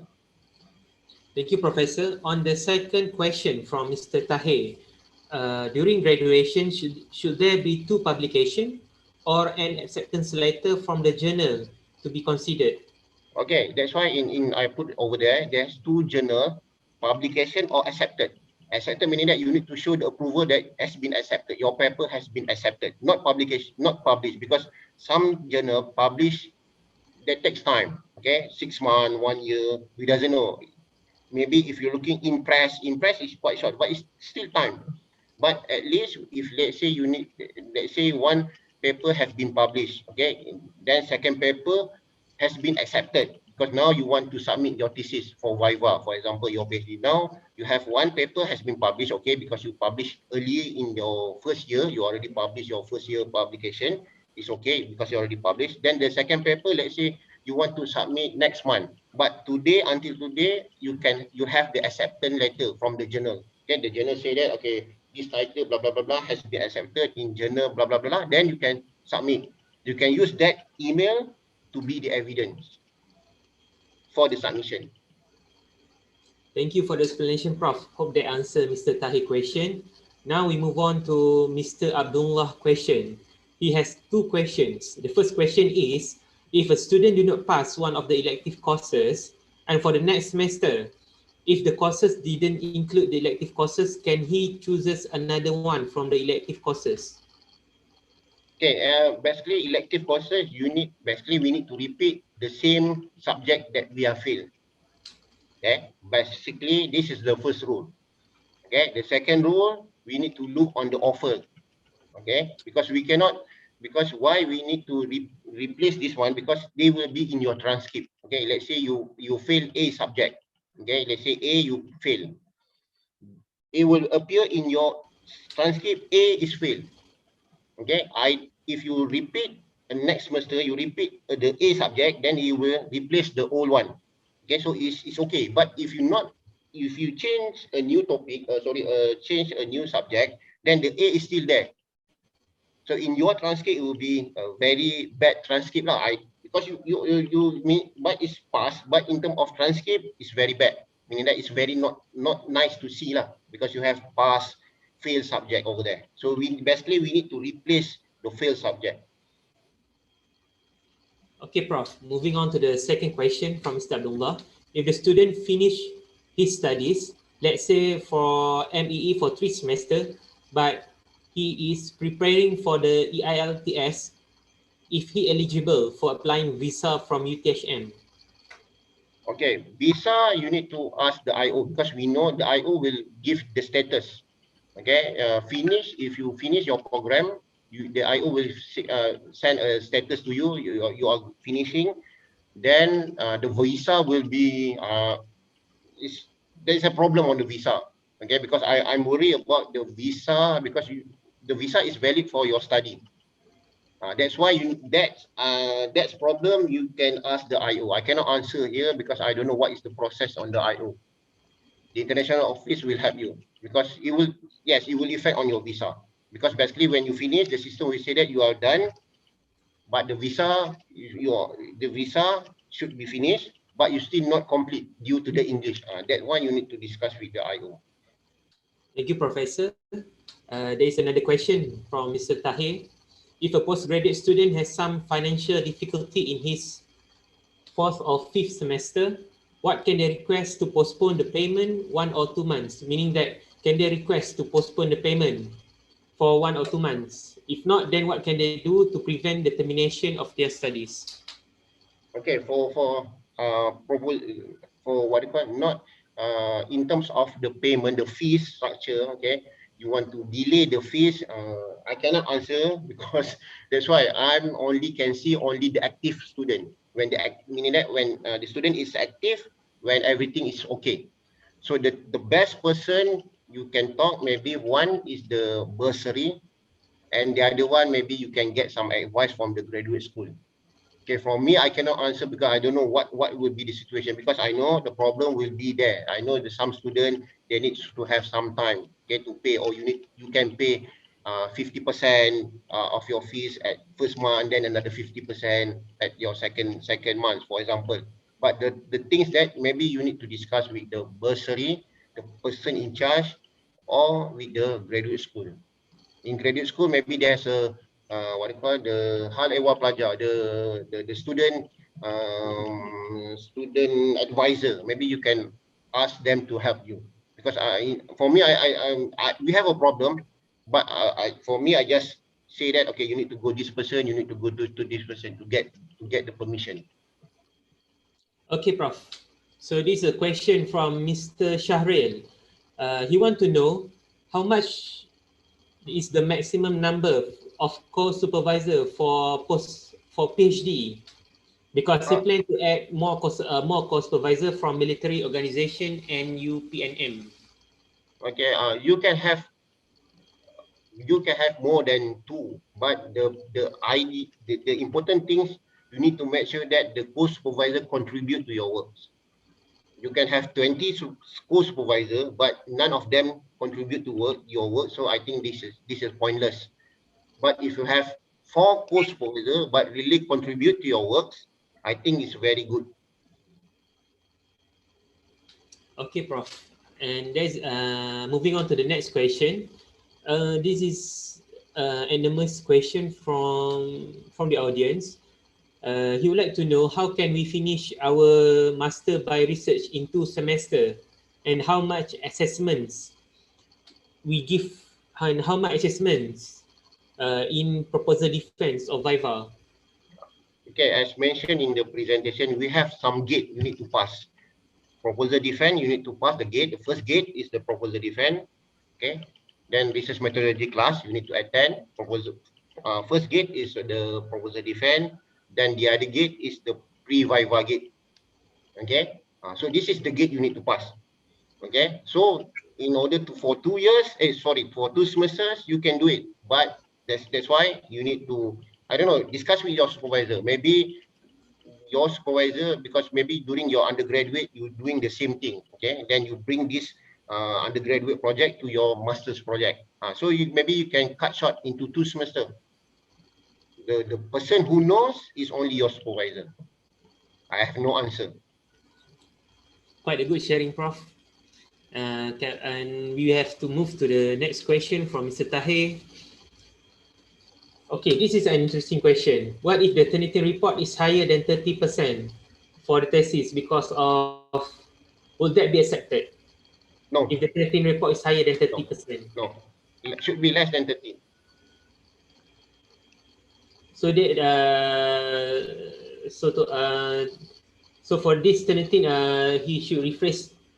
Yes. Better. Rephrase the Turnitin should be rephrased. Yes, you are right. So it should be less than 30, not accepted more than 30. And lastly, we have a question from Miss Ilya. She asked, how about the subject registration of the new student? Okay, for the new student, okay, if you are just recently registered, for example, this week, okay, I think the system is already closed. Either it has been open or not. I doesn't know. Maybe it has been closed. So can you send an email to Azizam, AZIZAM, at uthm.edu.my, CC to me, CC to Izam at uthm.edu.my. If you are a new student, because I believe for the old student, I think they can register if you are already paid the fees. But the problem is when you are a new student, so you can send the email to us, okay, with the proof of payment, so we can try to register for you for the new student. I think because in the system, I think it's already closed.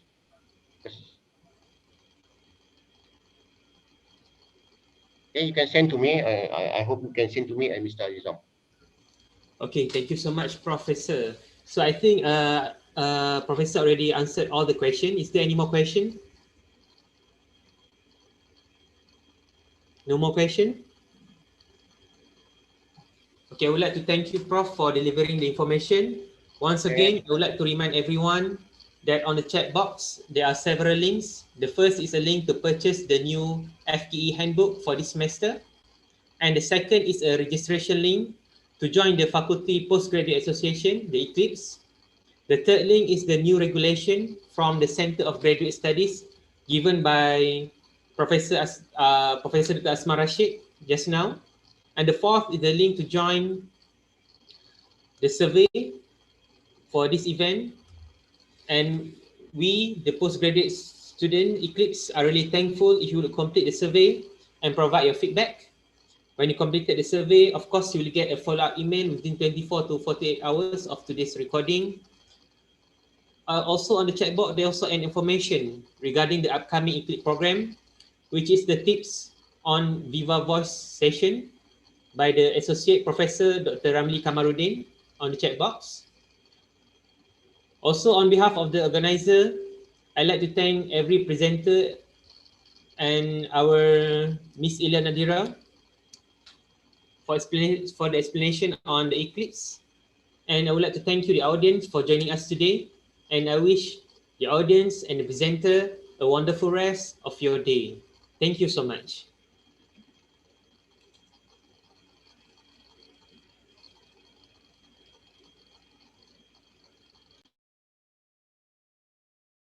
Okay, thank you. Thank you, everyone.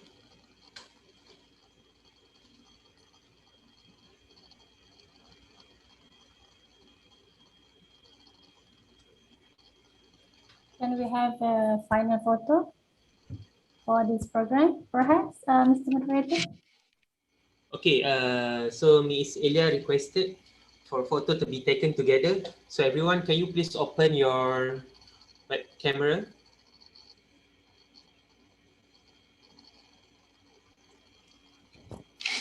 Be careful, Professor Dr. Kyron. You are driving, right?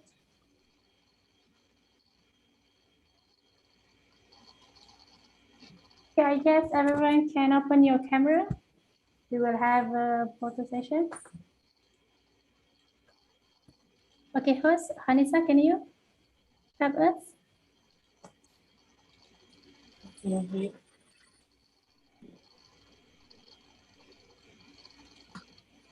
Right. Ready? So, right. 1, 2, 3. Okay, wait, one more. 1, 2, 3. Okay, thank you everyone. Thank you everyone for joining us. Thank you for being patient to this event. And I hope to see you on the next event. Thank you so much.